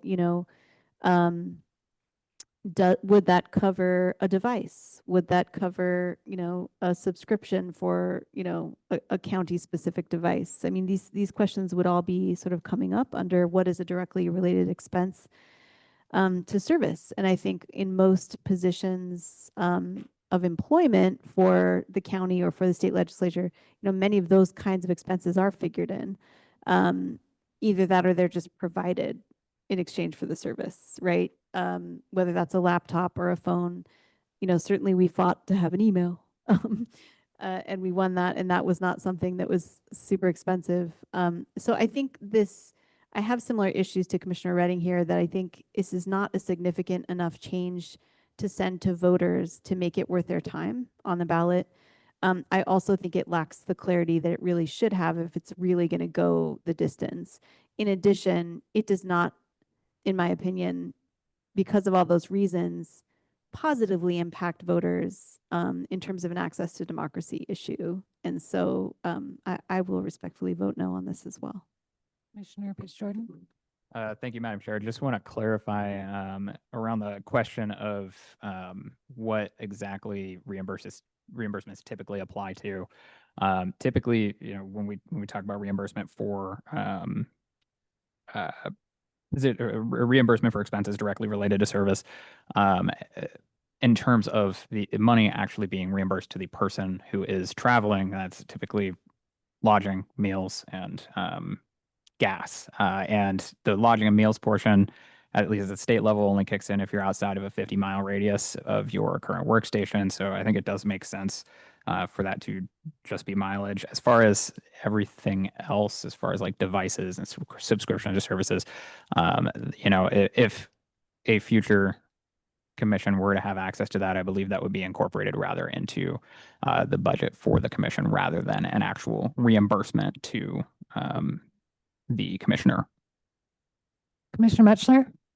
Yeah, I just felt following Commissioner Redding's comments about this is not needed.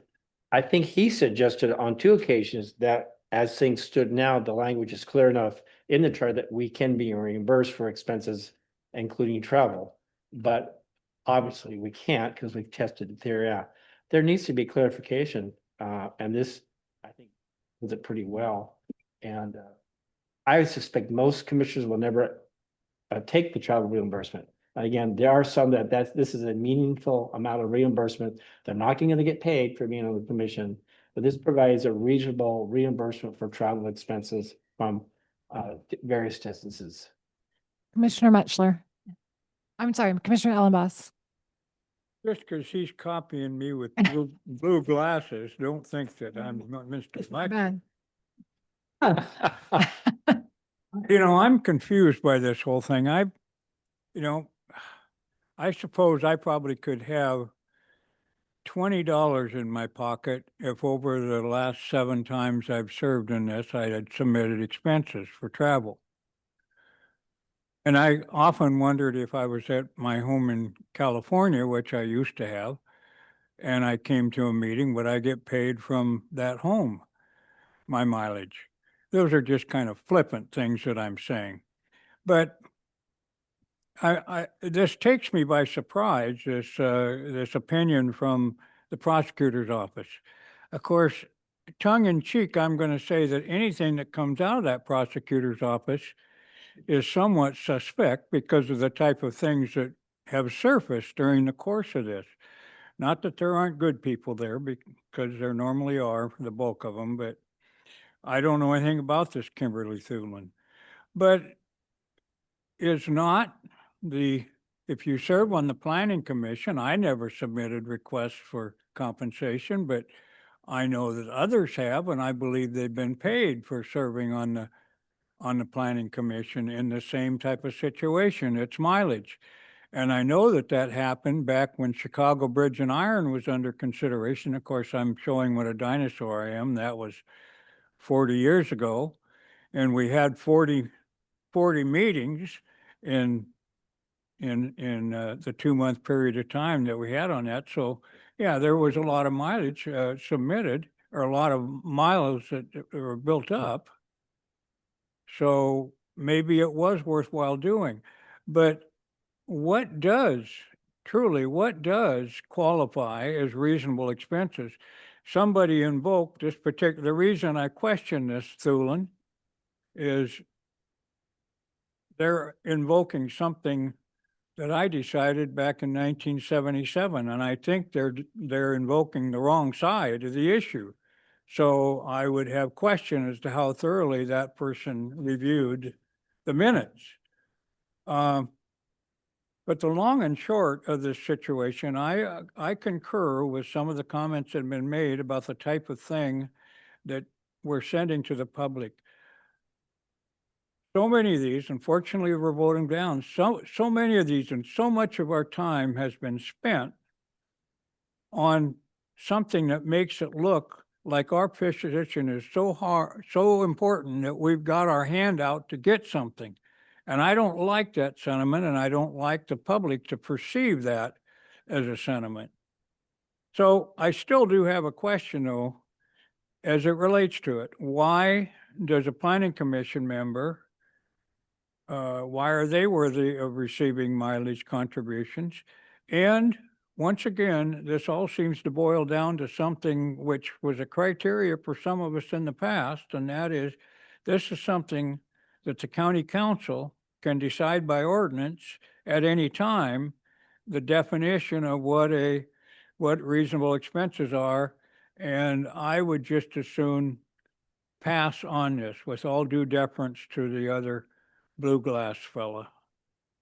Thank you, Commissioner Morales. Thank you, Madam Chair. I want to make one point, which is that, compensation for work done is never a handout. And the other thing I'd like to say is that, what's interesting to me about the fact that we've gone over and over and over this, and we also don't want to send something to voters that isn't a significant change. There's a sticking point here. I think the elephant in the room is that there should be some type of way to compensate for the costs and the burden of serving in this role to the people who do it. And I think what would probably have made sense would have been to amend what I brought forward and say that, this commission shall be awarded per diem. I think that would have been a really reasonable, friendly amendment. And that would have taken care of costs, and it would have done so in a universal way. Because one of the things, I've actually served as someone who did benefits administration and HR and hiring before. And I did that at an equal rights law firm. And so it was obviously with the intention of equality across all positions and people. And one of the things that you strive for when you do benefits administration, as well as compensation considerations, is making things fair and making them universal. And so one of the objections to being able to award mileage reimbursement only to people driving from outside of a certain radius, then it becomes something that is actually a differential benefit. Where you might have someone who lives 25 miles away, but they can barely afford gas, but they're not going to get that benefit, and somebody who lives 30 miles away does, that kind of thing.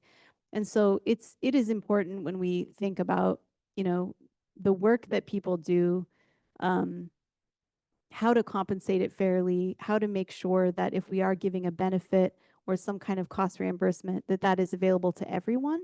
And so I think, honestly, none of the things that we brought forward seem to be the right thing. I'm not sure what we can do about that. I cannot motion to reconsider because I voted for my own thing and I was not in the majority. But I do want to put that out there on the table that I think we seem to have some kind of desire to solve this issue, but I don't think that what is before us or has been before us is quite the right thing. Commissioner Fitzgerald. Madam Chair, apologies for any miscommunication earlier. And again, I don't know what the county's reimbursement procedures are for travel expenses. I know at the state level, when I refer to the 50-mile rule, that only applies to lodging and meals. Any kind of travel for official purposes is usually mileage is something that is reimbursed regardless of how far you're going. Commissioner Collins. Thank you. And I hesitate to comment again, as I think given our packed agenda, we should move quickly to a vote. But I just wanted to say I heard a per diem suggested multiple times, and my understanding was that was rejected. Commissioner Mutchler. Yeah, and from an equity fairness perspective, this is it. I suspect most commissioners will not submit reimbursement for travel, but there are people that I would love to see run and serve and contribute to our county who it's a burden to expect them to drive from Blaine to Bellingham twice a week. It really is a burden to do that. It's not just the gas, it's the wear and tear on all vehicles. So this is again, I suspect most commissioners will not find reason to be reimbursed, but for those who need it, it's finally offered to them. So that servant on the commission, they're not going to be paid. We've decided that already tonight, but at least it doesn't cost them to serve. Commissioner Redding.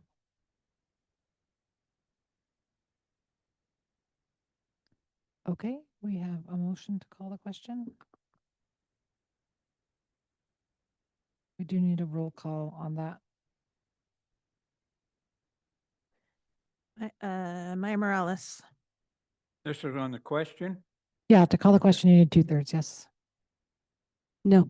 Oh, this is on the call to Call the question. question. Yes, let's call it the question. John Mutchler. Yes. Hannah Ordos. I think she stepped away. Joel Pitts Jordan. Aye. Andrew Redding. Jessica Rinstra. Yes. Rod Stump. What are we voting on? Calling the question. Oh, yes. Cut off debate. Yeah. Jennifer Wright. Yes. Doug Chadwick. Yes. Raymond Collins. Yes. Liz Darrow. Joe Ellenboss. Yes. Lindsey Graham Ellenboss. Yes. Colton Coltonfelt. Brad Kelly. Yes. I'm going to give Commissioner Ordos another chance. She texted me that she had to step away. Oh, okay. All right, the question has been called 14-1. Going back to the motion. Excuse me, I'm a mess over here. Motion to adopt proposed amendment 16 as amended to send to the voters. Point of order, Madam Chair. Go ahead. I would move to excuse Commissioner Ordos. Oh, yes, Commissioner Ordos is excused. Thank you. Staff, could you please call the roll?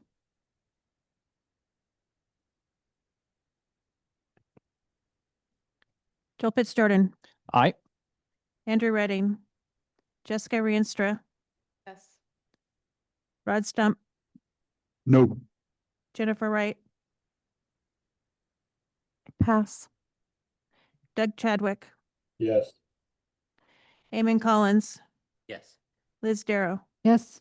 Joe Ellenboss. No. Lindsey Graham Ellenboss. No. Colton Coltonfelt. Yes. Brad Kelly. No. Maya Morales. No. John Mutchler. And Hannah Ordos. Is she back? Not yet. Apology, Commissioner Redding, I missed your vote. Okay. I need to still vote. I'll vote yes. Sorry. Oh, I'm sorry. I forgot to pass. Sorry about that. Yes. That motion fails 8-7 with 1 excused. If it pleases the body, I would like to take a break. We will Be back here at 8:12. Hey, yeah. Sorry.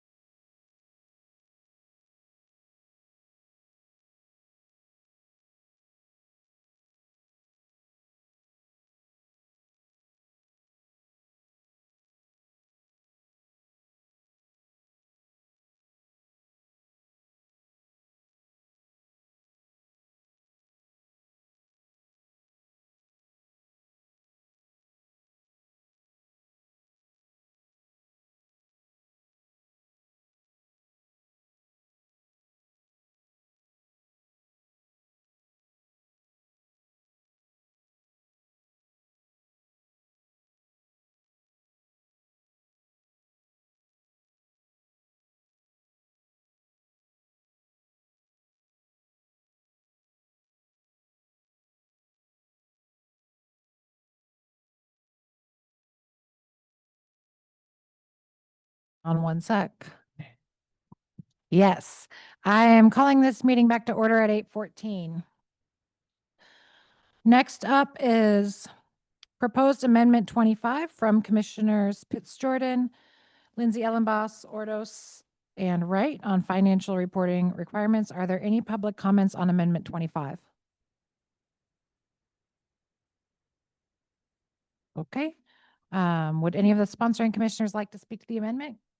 Go ahead, Commissioner Pitts Jordan. Thank you, Madam Chair. The core of this proposal is really around financial accountability and our appropriation authority. So the council is given an incredible ability via the charter and state law to make supplemental appropriations at virtually any time. It's a key responsiveness measure that allows the council to be able to keep up with things as they happen on the ground and to meet our community's needs in effectively real time. Key to that decision making, however, is the ability to have information as to how our cash flow is doing, how's our revenue doing, how's our expenditures looking, are they keeping up with projections, are they higher, are they lower? These are all key pieces of information to making any kind of an appropriation decision. Appropriations, when for the most part, need to be taken in consideration with the entirety of the budget, the totality of the budget environment, and the economic conditions at hand. Unfortunately, over the last decade and a half, when the council is asked to make these decisions, oftentimes, but a little more than half of the time, they don't have that information available from the executive branch. What that means is that the council is put in a position where they have to make an appropriation in a vacuum of information. And that means that they are making a decision not knowing whether or not they are setting themselves up for a deficit in the future, not knowing whether or not they are unknowingly dipping into reserves.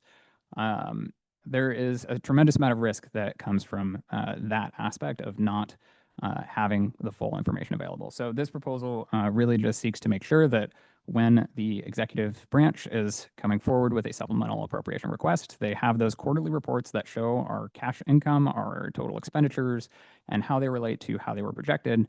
They have those quarterly reports in hand and are able to give the council the amount of information they need to do their jobs effectively. With that, I would ask for the body support, stand ready to answer any questions, and would move that amendment proposal 25 be approved by the commission and referred to the voters.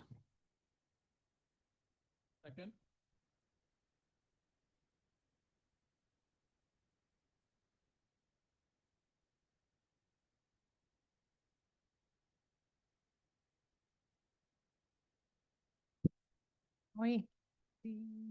Commissioner Wright. I would just add that this is a bipartisan proposed amendment that is something I think everyone in the county wants, transparency and accountability. So I would urge members to vote yes. Staff, would you please call the roll? Joel Pitts Jordan, Aye. Andrew Redding, Yes. Jessica Rienstra, Yes. Rod Stump, Yes. Jennifer Wright, Yes. Doug Chadwick, Yes. Eamon Collins, Yes. Liz Darrow, Yes. Joe Ellenboss, Yes. Lindsey Graham Ellenboss, Yes. Colton Coltonfelt, Yes. Brad Kelly, Yes. Maya Morales, Yes. John Muchler, Hannah Ordos. Yes. That motion passes 15-0.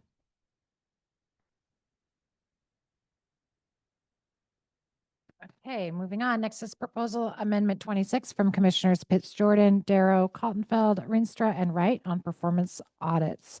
Are there any public comments on amendment 26? We do have one person, Elise Garvey. Elise, go ahead and unmute yourself, and you have 3 minutes. Thank you. Can you hear me okay? Yes. Thank you. Chair Darrow, members of the Charter Review Commission.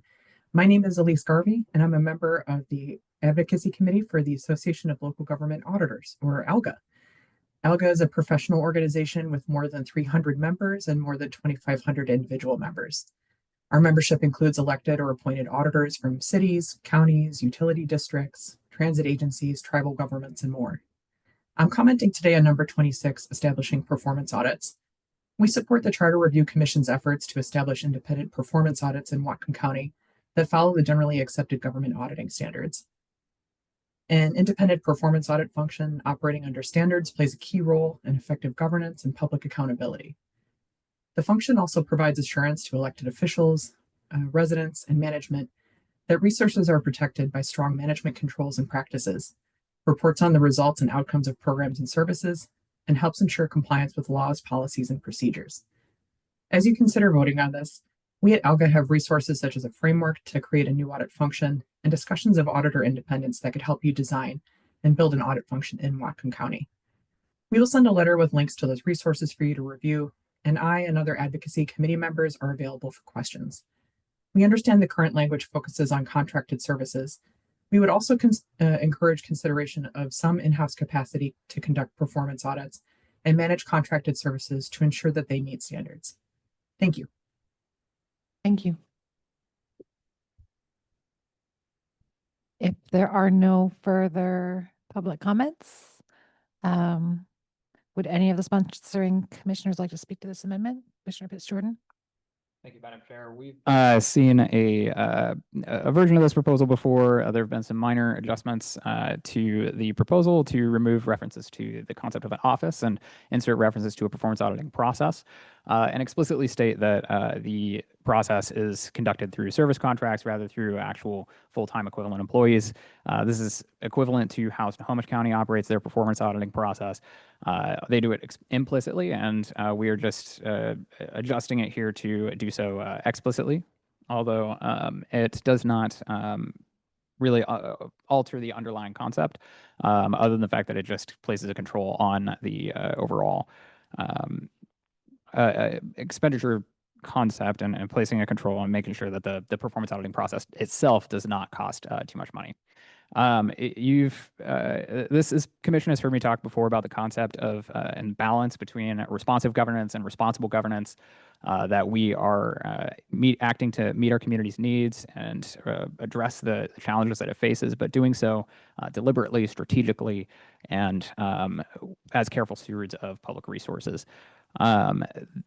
We have to acknowledge that our government, just like every other government in the United States, just like any other organization, nonprofit, for-profit, philanthropic, that inefficiencies develop over time. They're inefficiencies that are largely undetectable in isolation. You can't tell an FTE by FTE when two positions become redundant. You can't tell additional service request by additional service request when offices begin to overlap in the services they provide. You can't tell line item by line item when a department's strategic objectives shift beyond its authorized intent. That's what performance auditing is designed to correct for. To bring someone in who is incredibly trained, highly trained in the minutia, highly trained in seeing the big picture through the granular details, and highly trained in not only detecting those inefficiencies, but offering recommendations to correct for them. They've been shown to be highly effective and at saving taxpayer money, and I strongly believe that that is something that each of the 238,000 residents who call Whatcom County their home deserve when they are paying their property taxes, their sales taxes at the point of sale, that they deserve to know that their money is not being spent towards redundancy, towards overlap, towards mission creep, but that it is being spent in a way that is as effective as possible. With that, I would ask for the body support and move that Amendment Proposal 26 be approved by the Commission and referred to the voters. Second.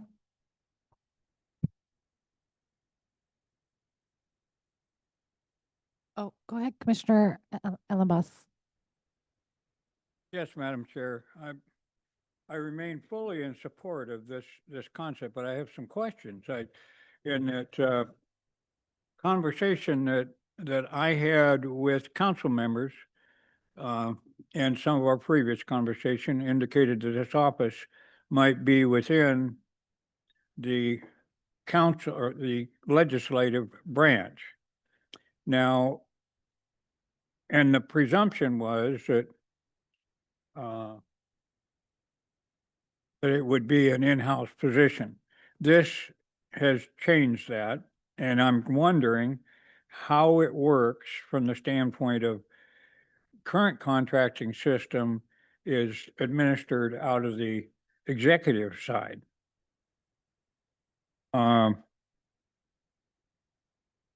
This appears to be something that's initiated by and anticipates an answer to the legislative body as opposed to the exec.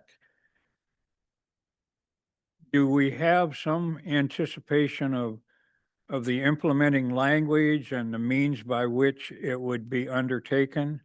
I mean, has that been reviewed to know whether it meets the process that we're looking for essentially? And if we're to make sure we're on the same page, one of the examples we use is our request of data from the council as it relates to how they handle the settlement. I'm wanting to make sure. I mean, this is kind of a baby. Remember, I said I was happy you guys took it because I was going to submit something about this, and it makes way more sense to wait and have you guys do it because then it gets more votes. But is there a problem, potential problem? Has it, or do you have an answer that I'm not seeing here as it relates to contracting this out as opposed to doing it in-house as it relates to the contracting process, the awarding of contracts and so on, and the selecting of the contractors and the interview of same? I don't see the language in here that tends to implement that other than your opening line about the council shall create. Thank you, Madam Chair. Yeah, I appreciate the question.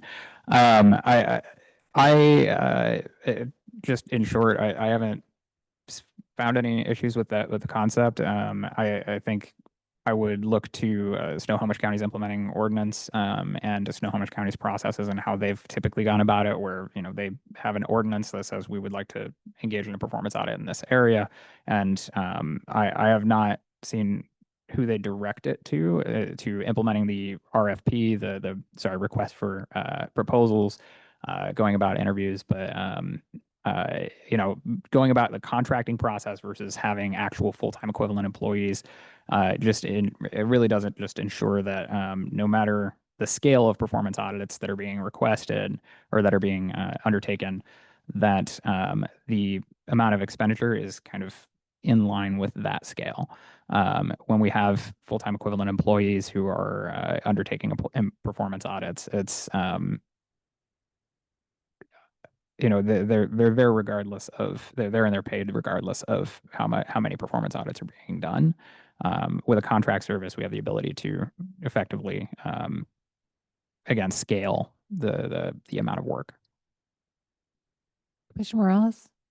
Well, Madam Chair, might I do a follow-up to get clarification? Okay. Okay. So, for example, we have what is the critical path in the event that we have the executive, some transgression that is perceived of somebody in the executive's office or their staff, or their handling of a particular issue or expenditures of funds that the council has allocated for a certain purpose, and there seems to be a difference as to how they go about it. This is not arguing against the concept, but have we covered enough the fact that were it something in the executive's office and the council wants additional information and they then say, well, we need to have an audit, if the procedure by which this person is hired is controlled by the executive as opposed to the county council, if that's a potential problem, I think that we need to include in our incorporating language something that demonstrates that the council's desire or request for this supersedes or trumps, oh, I love when I can say that word, trumps the the normal process that the county has, which is obviously controlled by the executive. Thank you, Madam Chair. And again, thank you for that clarifying question. I think one of the again, looking to Snohomish County as they're the kind of the model county that we're using for this. They typically use a single contractor over the course of a year. They're not necessarily going out and saying like for each one, we're going to have an RFP for this project and this project and this project, but rather using the same contractor over the course of a time frame.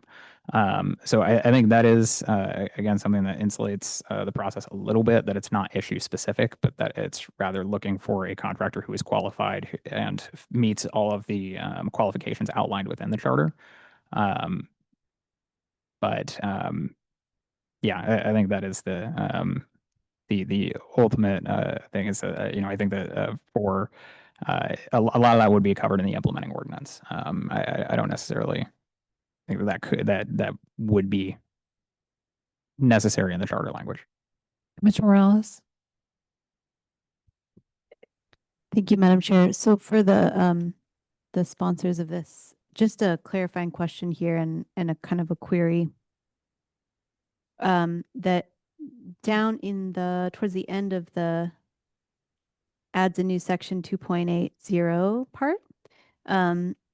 It says selected contractors shall adhere to generally accepted government auditing standards promulgated by the U.S. Government Accountability Office in conducting their work and shall be considered independent as defined by those standards. At this point in time, and I'm sure some folks on the commission and certainly in the public would understand my hesitancy to base our standard on a U.S. government federal standard, particularly with the GAO and what's been occurring with the reduction in staffs and et cetera. And so I think because we amend this once every 10 years, I guess what I'm wondering is there did you have any concerns when you discussed this about that, basing this on a federal standard versus a Washington state standard, for instance? And is there a possibility of amending that to set it to a Washington state standard? Thank you for that question. I believe the Washington State Performance Auditing Standard is references the Government Accountability Office performance auditing standards. The GAO is a nonpartisan agency, a nonpartisan organization that is strictly deals with performance audits of federal government and strictly deals with like they're a legislative agency. They're within the Congress and not a part of the federal executive branch. They are intended, the agency as a whole is intended to be insulated from political influences and political shifts one way or the other. This is a standard that is, again, recommended by the Association for Government Performance Auditors. For me, I feel like that is the relevant standard to utilize for performance auditing as it is utilized throughout the country. Commissioner Wright, and I'll note that I see the hands of Commissioner Chadwick and Mutchler as well. So first, I just wanted to, I guess, ask again, do we feel like what Commissioner Joe Ellenboss has brought up about making sure the process and hiring is independent of the executive is strong enough? And if there's any question about that, is there the possibility of a modification? So that's like part one. Can you respond to that? If there's language, then yeah, absolutely. Okay, so we could come up with language. And then the second thing I'll say is just I couldn't be more passionate or more excited about this. And when you hear about performance auditing, doesn't sound exciting, but I think that when we're trying to be responsible with public dollars, you said it so well about careful stewards of public resources. And then later you talked about saving taxpayer money. But I think like what we hear from the public time and again is how overburdened people are with their taxes and how it's really too much. And I remember in one of our meetings, you brought up the save, like it does cost to add the performance audit, but it's once in a while, not all the time. I love that it's independent so that it's not within the government and that it is a balance with the legislative branch. And I think we have to spend money on some things, and making sure the government's doing what it says it's going to do in an effective way and efficiently with public dollars. I can't think of a better way to spend dollars, especially if it saves Do you remember the statistic on how much it tends to save? It's like It's on, it depends on who you ask. King County reported a savings of 26 to 1. So every dollar spent on a performance audit saved $26 of taxpayer funds. I did a cursory review of all of across the country evaluations on local government performance audits. The lowest I could find was a 7 to 1 return on investment. That no matter what no matter how much money we spend on performance audits, we would be saving 7 times that amount of taxpayer funds. all right. Thank you so much for that. And I just encourage all commissioners to vote yes on that. It is completely bipartisan, and I think what the public is strongly calling for. Commissioner Chadwick. Thank you, Madam Chair. Again, I want to thank the sponsors of this amendment. I think when we talk about fiscal responsibility, this is a giant step forward in ensuring that taxpayers' money is used wisely and in the best interest of the citizens of Whatcom County. To Commissioner Ellenboss's comment about who they report to or who has control of that, I think this amendment gives authorization of the council to hire and authorize that, but keep in mind, they have to authorize the funding.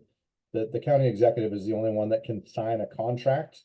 But I think when you're crafting that contract for performance auditing services, you can spell out within the scope of work what kind of reports and who that auditor reports to. So I don't see a huge concern with that. Like you said, Snow County and some other jurisdictions are doing that. So again, I appreciate Commissioner Pitts-Jordan. One of my concerns initially was we were creating another office within county government. And I appreciate the changes to recognizing and following suit with other counties and hiring this as an independent contractor to do the work, which I think is in the long run will save Whatcom County and the citizens a lot of money. Commissioner Muchler. Okay. Oh, Commissioner Ellenboss. Yes, one of the reasons I ask is you take a look at the last line that you have in this, or the last sentence.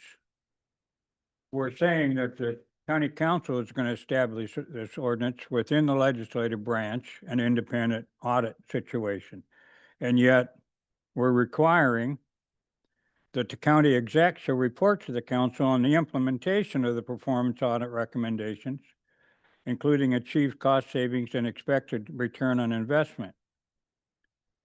That at least tends to imply that the exec is in charge of that aspect of it. And that's where some of the question comes into mind. I realize it's 2 different processes, the creation of an audit or entering into a contract, but the reporting is expected to come back to the council from the exec as it relates to what's transpiring pursuant to that audit.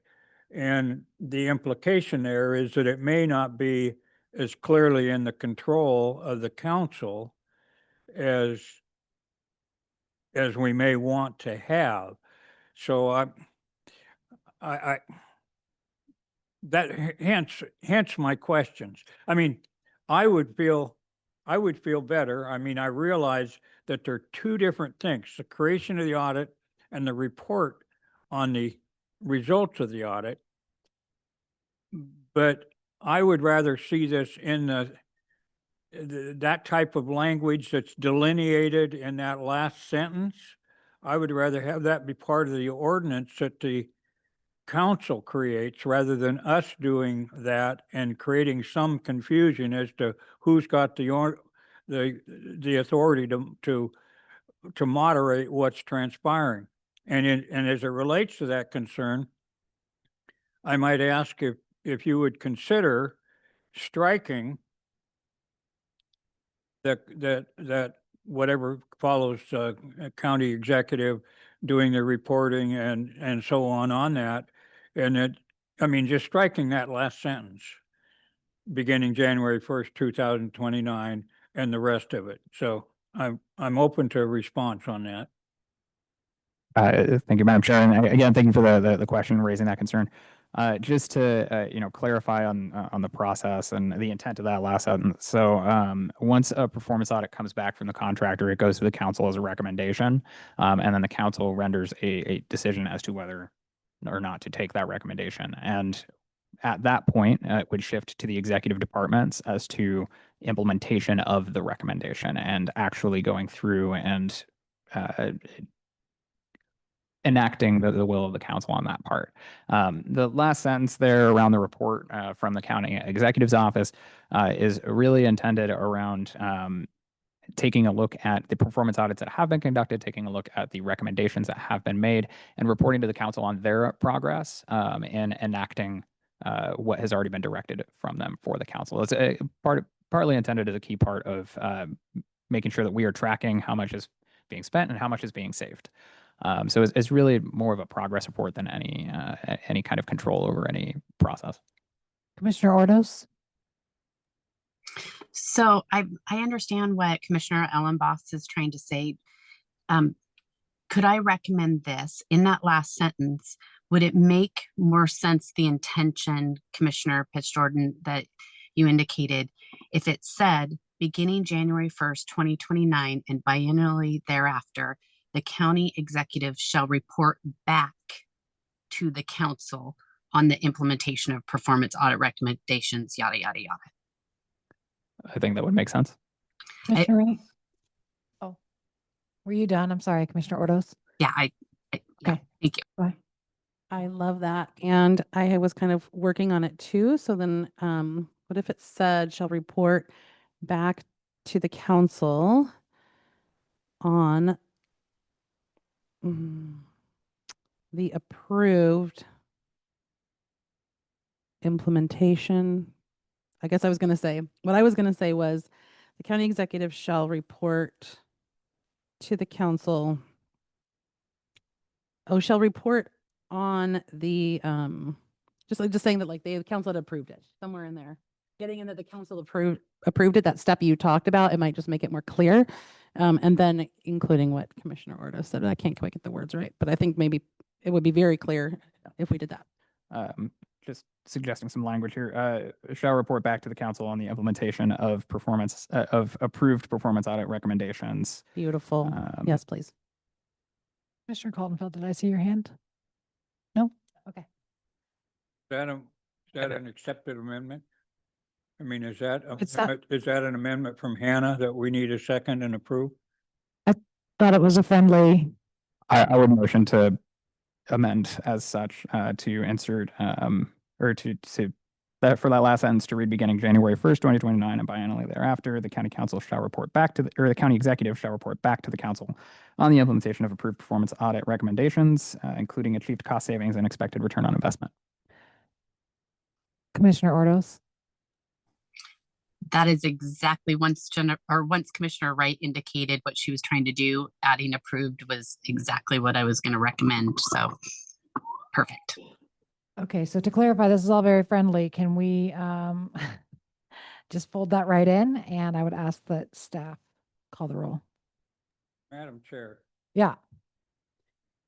don't get stuck in the weeds, but the technicality of it is that you could ask for consent on that proposed amendment, and then, once it's approved, then go to the roll call. Never done a friendly amendment. I'm surprised at this late hour, but I'm happy to do it. Is there any objection to accepting that friendly amendment by consent? All those in favor, please indicate by saying aye. Aye. Any opposed?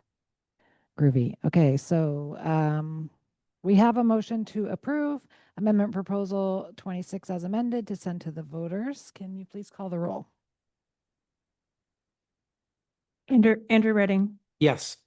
Jessica Rienstra. Yes. Rod Stump, No. Jennifer Wright, Yes. Doug Chadwick, Yes. Eamon Collins, Yes. Liz Darrow, Yes. Joe Ellenboss, Yes. Lindsey Graham Ellenboss, Yes. Colton Kaltenfelt, Yes. Brad Kelly, Yes. Maya Morales, Yes. John Muchler, Hannah Ordos, Yes. Joel Pitts Jordan, Aye. And that Motion passes 13-2. Madam Chair, Yes. the reason why we probably should do that regularly is what we had to vote on tonight was what was printed. So if we modify what is printed, we need to have some kind of a vote reflected in the minutes. I appreciate that clarification. Thank you. And apologies to the public that we haven't done that for the last 30 amendments. But moving forward, we definitely will from now on. So we're moving on to proposed amendment 31 from Commissioners Morales, Collins, Darrow, Kaltenfeld, Pitts Jordan, and Reenstra on ranked choice voting. Are there any public comments? Madam Chair, I have two issues. One is, would it be acceptable to hear comments on 31 and 32 at the same time? Yeah. Okay, and then I would, we have a speaker online, Doris Smith, who is the one who spoke before and we were not able to hear her. She has signed up for general comment and I did not understand that. So she would like to speak at some point on general comment in addition to 31 and 32. Does that make sense? Oh, yeah. Is she fine to just tell us all the things? Is it okay to start with her? It's good with me. Okay, let's do that. So Doris, I have your phone number. I am going to allow you to speak and you need to hit *6, please. And we're gonna have you speak under your general comment and then the same time, 3 minutes on the ranked choice voting amendments.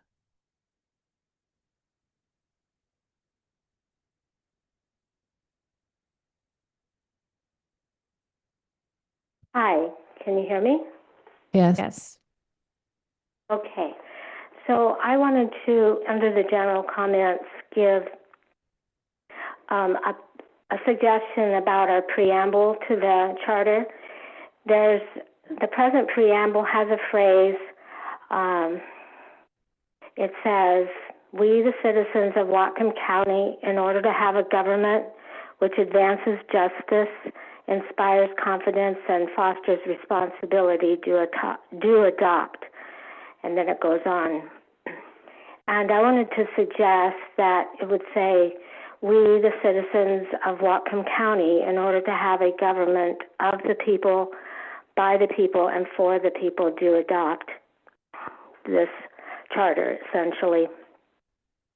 And the reason why I would like to suggest that is I think the wording of the present preamble is from the point of view that the administrative state, being the Whatcom County government, will do things for the people. They are not proposing that the people themselves, that they would free up the people to have physical economic viability within the general, environs and the people here, springing up from and evidencing the creative minds of the people to build a future for themselves and their children's children through productivity, industry, hard work, and intelligent thought. So that was my general comment. Thank you. All right, I hope I'm coming clear. Yeah, you're doing well. Okay.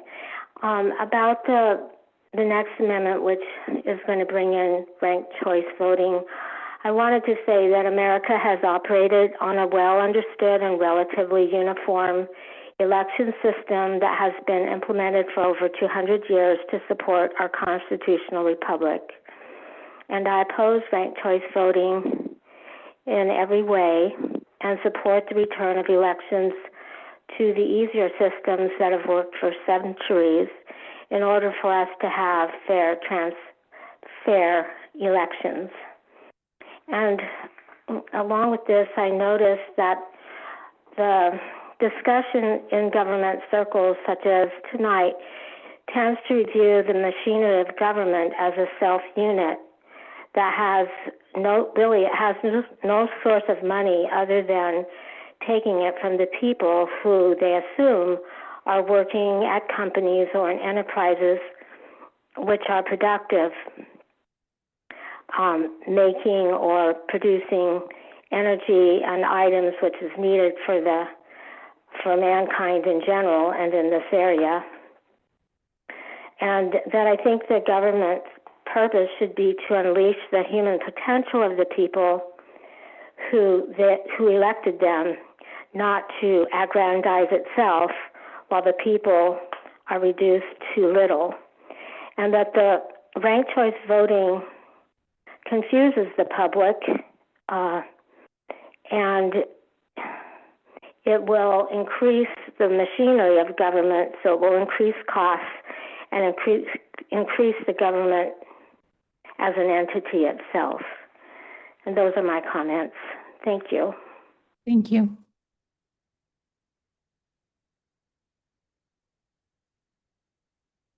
Reese, go ahead. Reese Southworth.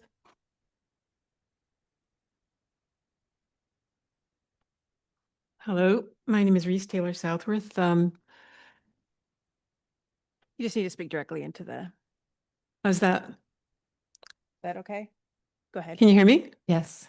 I want to thank all of you commissioners. I think the work that you're doing is pretty extraordinary, the amount of time that you're putting in and the attention that you're all paying. But what I'm most interested in looking at is you as Whatcom County and seeing the diversity of where you are in the county and what you're doing and how you're representing that, but also how you're representing the people that voted for you. That means a lot to me.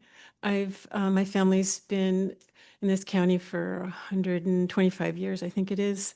And I have voted in the 42nd district, 42nd legislative district, and also the 40th, equal amount of times, 30 years and 30 years, my voting history. And so I feel like I know the county really well. And I feel like I have a good sense, because I'm getting pretty old, of what's going on with our country right now and our democracy. And I'm here to lobby you on this a little bit, because I know you need a supermajority to pass this.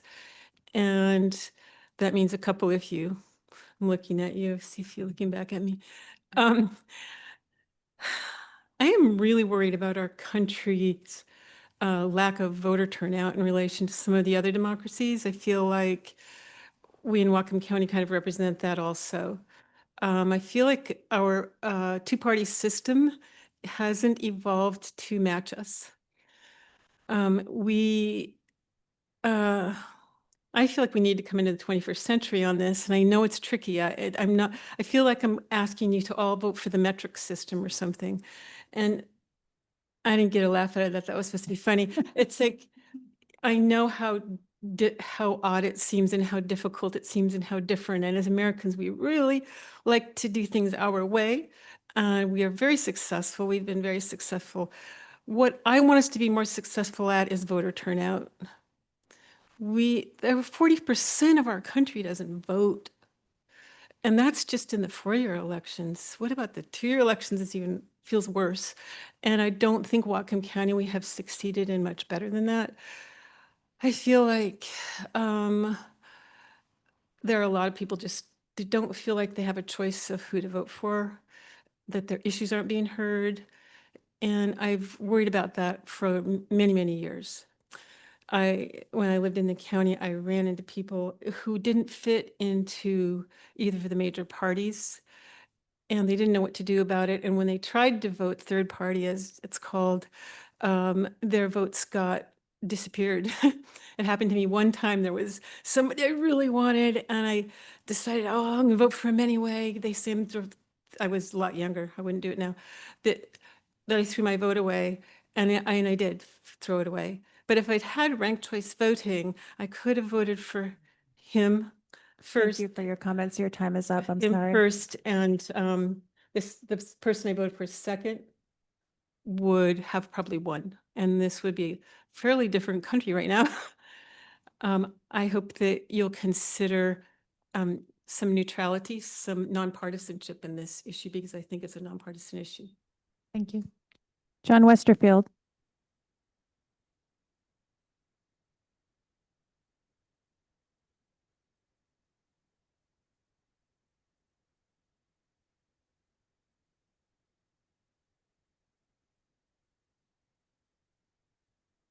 Forgive the limp, please. John Westerfield, lifelong resident of Whatcom County. Ladies and gentlemen, I'm speaking out tonight against amendments 31 and 32. They are basically just a stunt, maybe trick's a better word, to get ranked choice voting edged into Whatcom County in some form so that it can be expanded. On a greater level, I'm compelled to speak against ranked choice voting in general. It's expensive, it's confusing, and I have it on good authority that among those very few jurisdictions around the country that have adopted it, many of them have dumped it and gone back to the old way of doing it because it was expensive and because it was confusing, and it created voter apathy and voter fatigue. Ranked choice voting is overwhelmingly a progressive, liberal, Democratic Party-backed idea. Republican supporters of it are very rare, although this body did find 3 to bring in here to support it. The argument that it will reduce strife and contentiousness in elections is a myth. Good or bad, like it or not, we have a 2-party system in this country, and both parties want to win every time, always. And their campaigns reflect that in every election. Last November, Arizona, Colorado, Idaho, Montana, Nevada, Oregon, South Dakota, and Missouri voted it down. Missouri went so far as to make it illegal for any jurisdiction within the state to adopt it. The Wall Street editorial board writes this: perhaps RCV's advocates will try again, but given that these measures fell short in some cases by double digits, they'll have to ask themselves how many more millions are they prepared to burn. That leaves Washington, D.C., which will begin using RCV in 2026, joining a few other big cities, including New York and San Francisco. Maybe the system works better in smaller environments or these kinds of one-party strongholds where most of the political debate under the old system was taking place inside the Democratic Party anyway. In any case, it's hard to blame voters elsewhere for deciding they didn't want to join the guinea pigs. Whenever I point out these losses to proponents of RCV, I always get the same answer. Well, the people in those states that voted against it didn't understand it. In other words, 51% or more of the voters in those states were idiots. Well, I take the opposite approach. Here's my reply. You have it backwards. The 51% who voted against it did understand it and knew it was a bad idea. It was the 49% who voted for it that didn't understand it. Trent England, the executive director of Save Our States, writes, the second theme is that voters do not want ranked choice voting or to kick parties out of primary elections. This is a major loss for the far left dark money machine that pumped millions of dollars into these ballot campaigns and came up empty-handed. Voters don't want these out-of-state elites manipulating their election rules and state constitutions. Thank you for your comments. Your time is up. Thank you. Whatcom County does not need ranked choice voting in any form. Thank you. The last speaker is Ellen McConchy.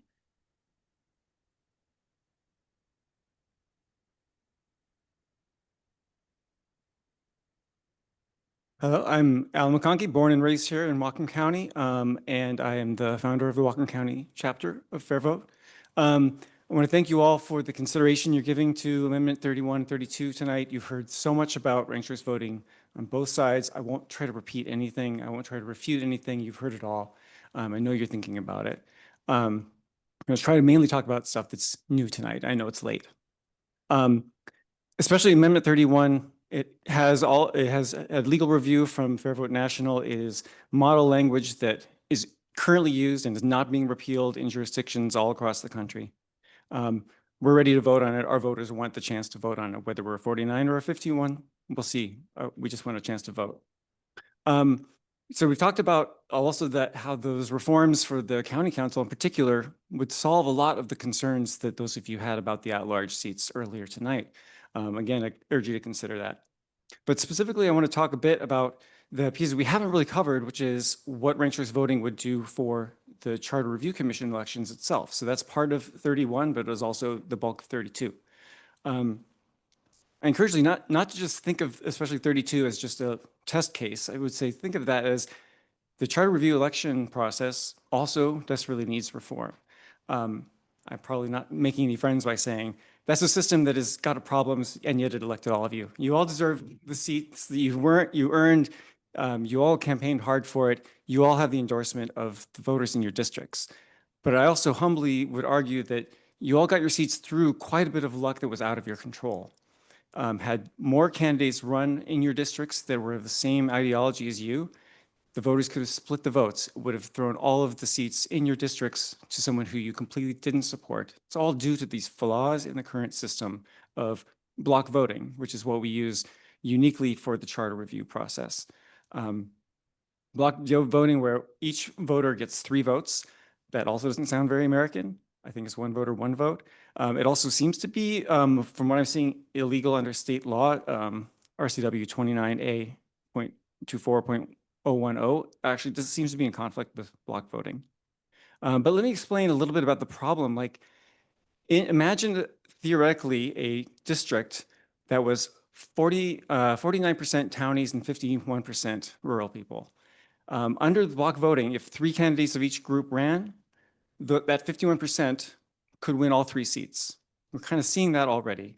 You might think that's fair. I think it's not quite fair if it's so evenly divided. But if you had 4 equally good candidates running for that majority, that vote could have been diluted. The minority at 49% could have won all those seats. This doesn't seem fair either. It seems like a system that needs to be changed to have votes that are going to be more representative of what the voters say. Ranked choice voting can't do that. Thank you for considering that. Thanks. Okay. Let's see. Would any of the sponsoring commissioners like to speak to this amendment? Go ahead. I want to thank all the folks who gave comment and appreciate all your different perspectives, firstly. I would also like to thank all of the folks who've opined on this, worked on this, discussed this, and the help of the National Legal Roundtable in reviewing this amendment for its language specifically. So this amendment does a lot of things, and I want to just briefly go over what those are. Speaking back to Commissioner Farmer Joe Ellenboss's point earlier about issues specific to rural places versus urban places, and the need for representation that doesn't feel unfair to people. This is a proposal to bring ranked choice voting for single winner races, as well as proportional ranked choice voting for multi-winner races, like what our public commenter just described. But it does actually quite a lot of things. So I'm just going to go down the list. This amendment would enact the following things. It would give us single winner ranked choice voting, meaning that instead of being able to only vote for one candidate and having possible throwaway votes, that was also addressed in an earlier public comment. This allows voters to never throw away a vote. And there are tons of benefits to that, but one of them is voter turnout. We have had a study that showed that this may actually have a good impact on voter turnout. Another thing this does is enact proportional ranked choice voting for multiple winner races. And that basically means that whenever you've got a district and you're doing in-district voting, whether that's a small district or a big district, the results reflect in direct proportion who is there.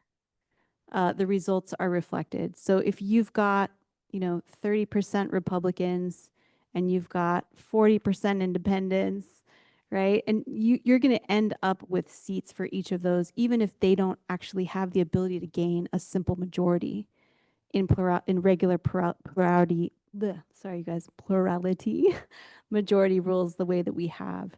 And so the whole goal of a proportional system is to make sure that you've got everybody represented. And I think that Commissioner Darrow also spoke really well to this earlier. When she talked about the flaws in that system of plurality voting, where you basically just always have the simple majority winning it. And that means that in a district or in a county that has a lot more diversity of opinion than that, you never end up really getting that reflected.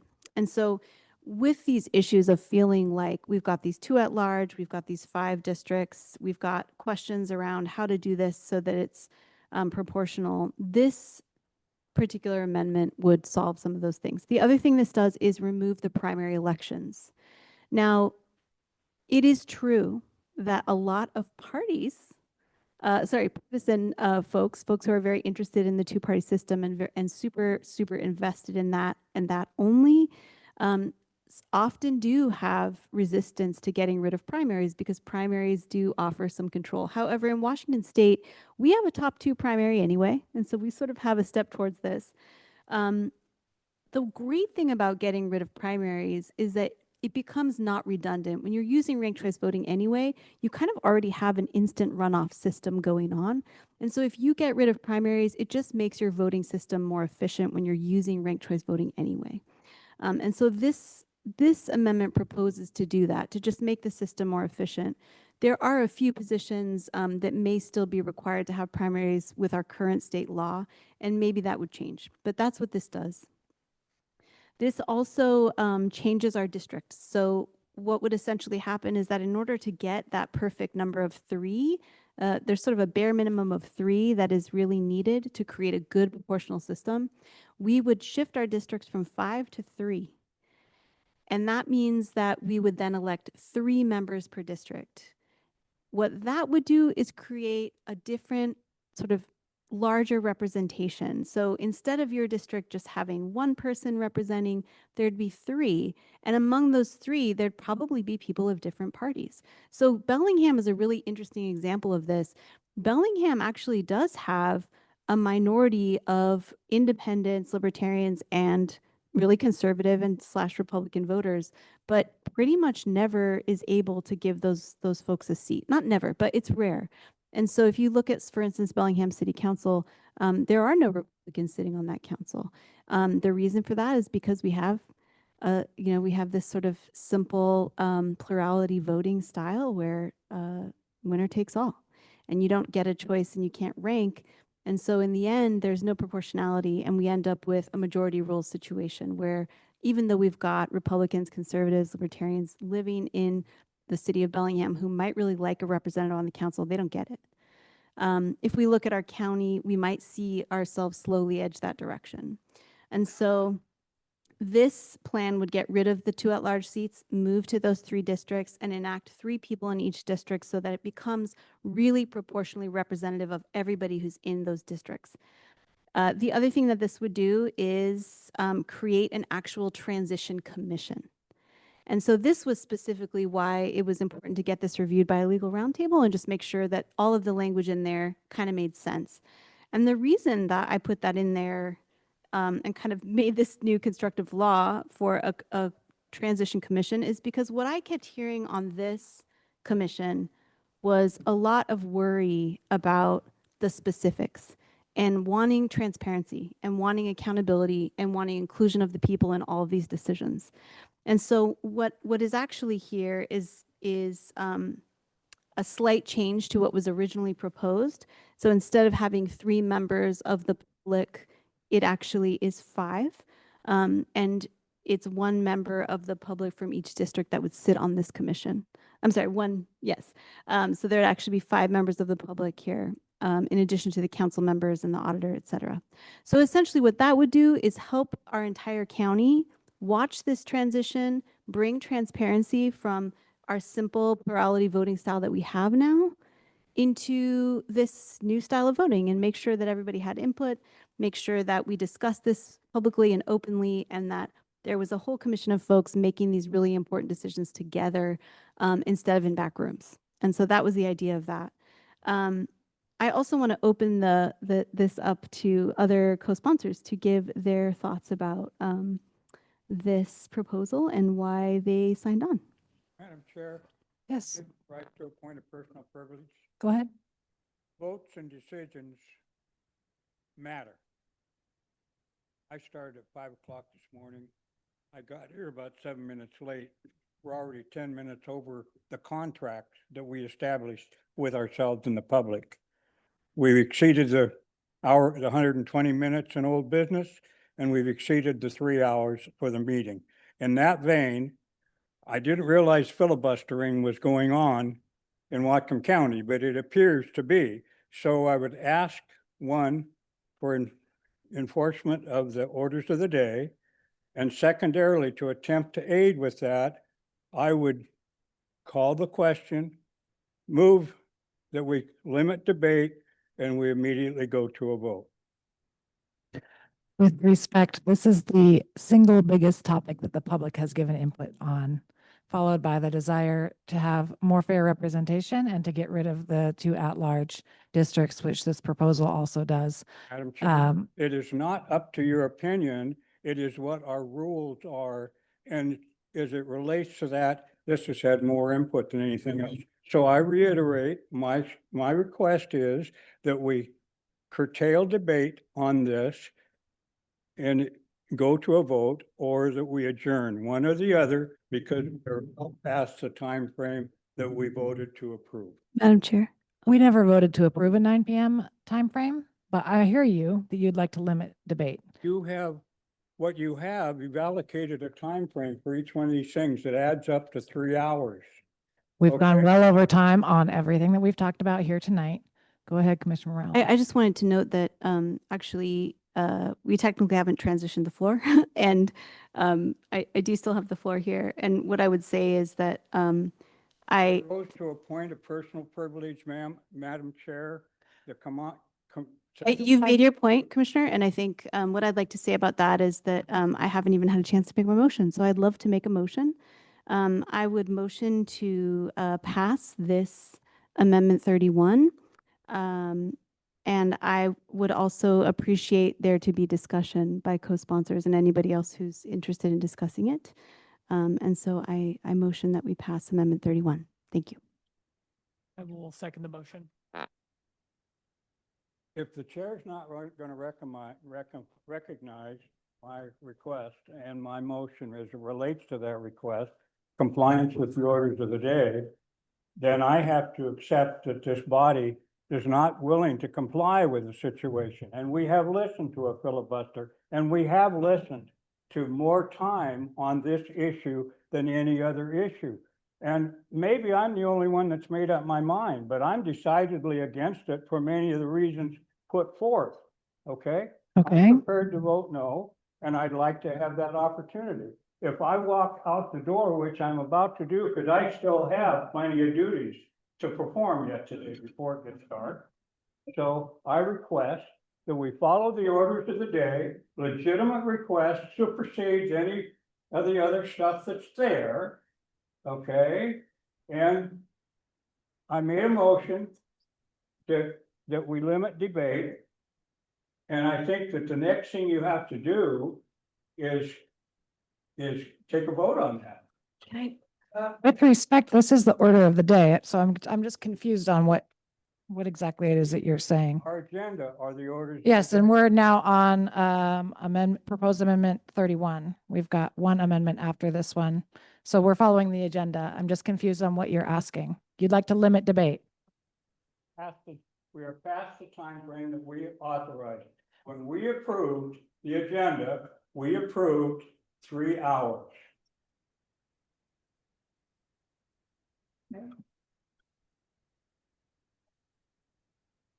Commissioner Mitchell, go ahead.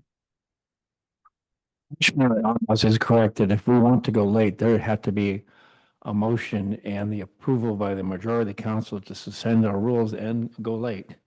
I'm sorry, we don't have any rules about time frame. We've gone late in this chamber many times. Adopted an agenda here that says 3 hours. Wait, okay. Go ahead, Commissioner Wright. I would like to request that we stick to the topic and avoid big displays. It's worthy of our time. The voters have asked us to consider it. I will respect any way that people feel or vote on this topic, but I'd like to not be distracted any longer. I'd like us to just proceed. We've gone over time many times, and it seems like it just seems unnecessary. Also like to note that we don't have an end time on the agenda that we adopted. Commissioner Pitts Jordan, go ahead. Sorry, that was not my not my intention to speak. Oh, Okay.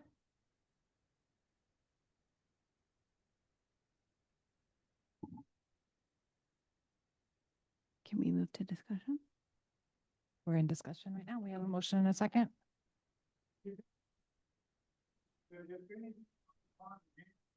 Conduct of it takes place after this. It was out of order in as much as I haven't heard any particular motions modify the schedule. There is no end time on the agenda that we adopted. We have a motion to approve Amendment 31 to send to the voters. If there's no further discussion, happy to call the roll. Go ahead.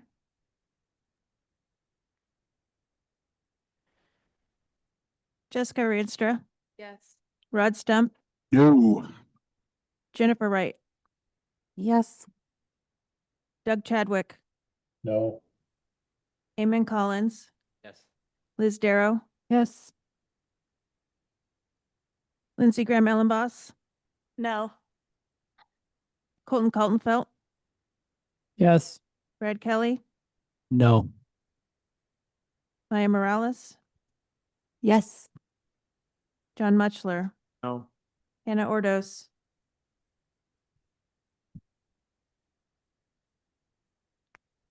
Sorry, Commissioner Ordos, you were frozen.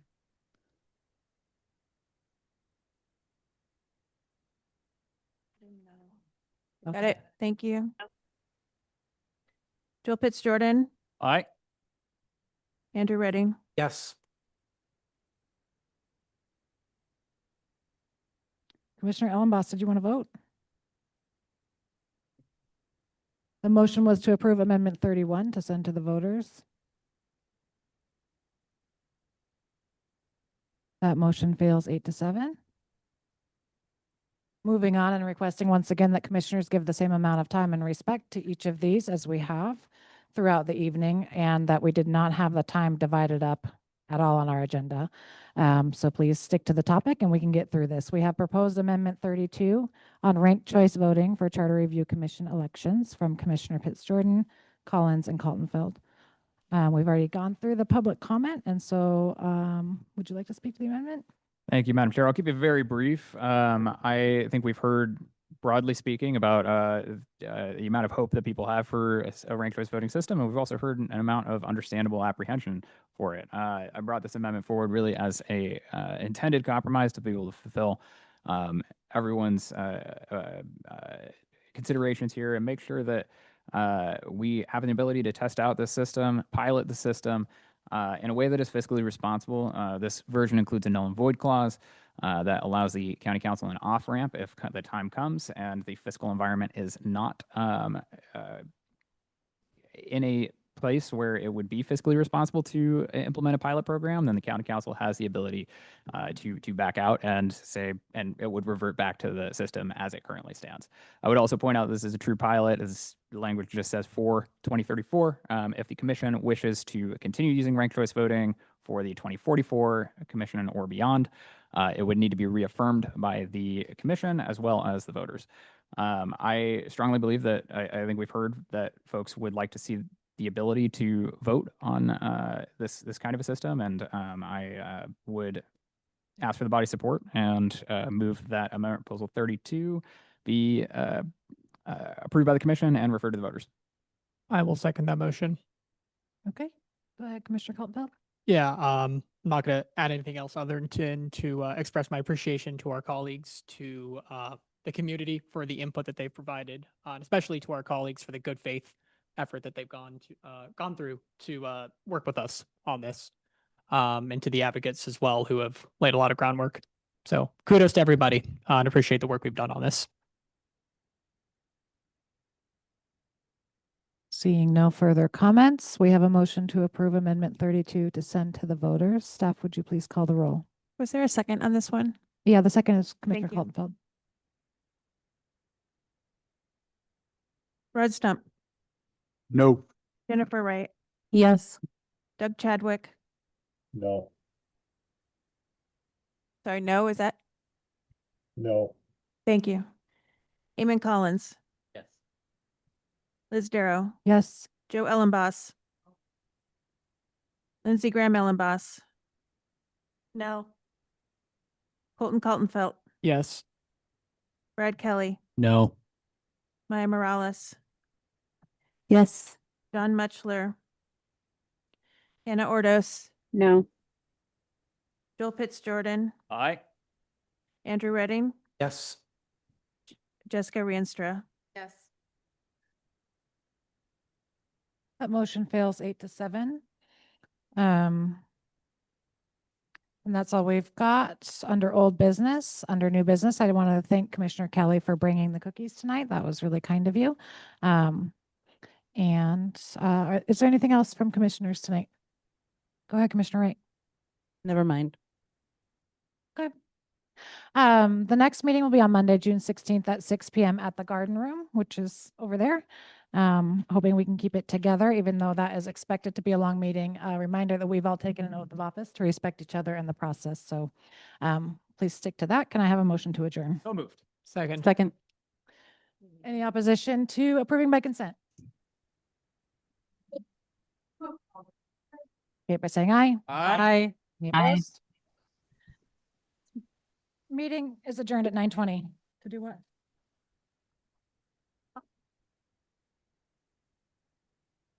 There's no end time on the edge. No, well, I don't.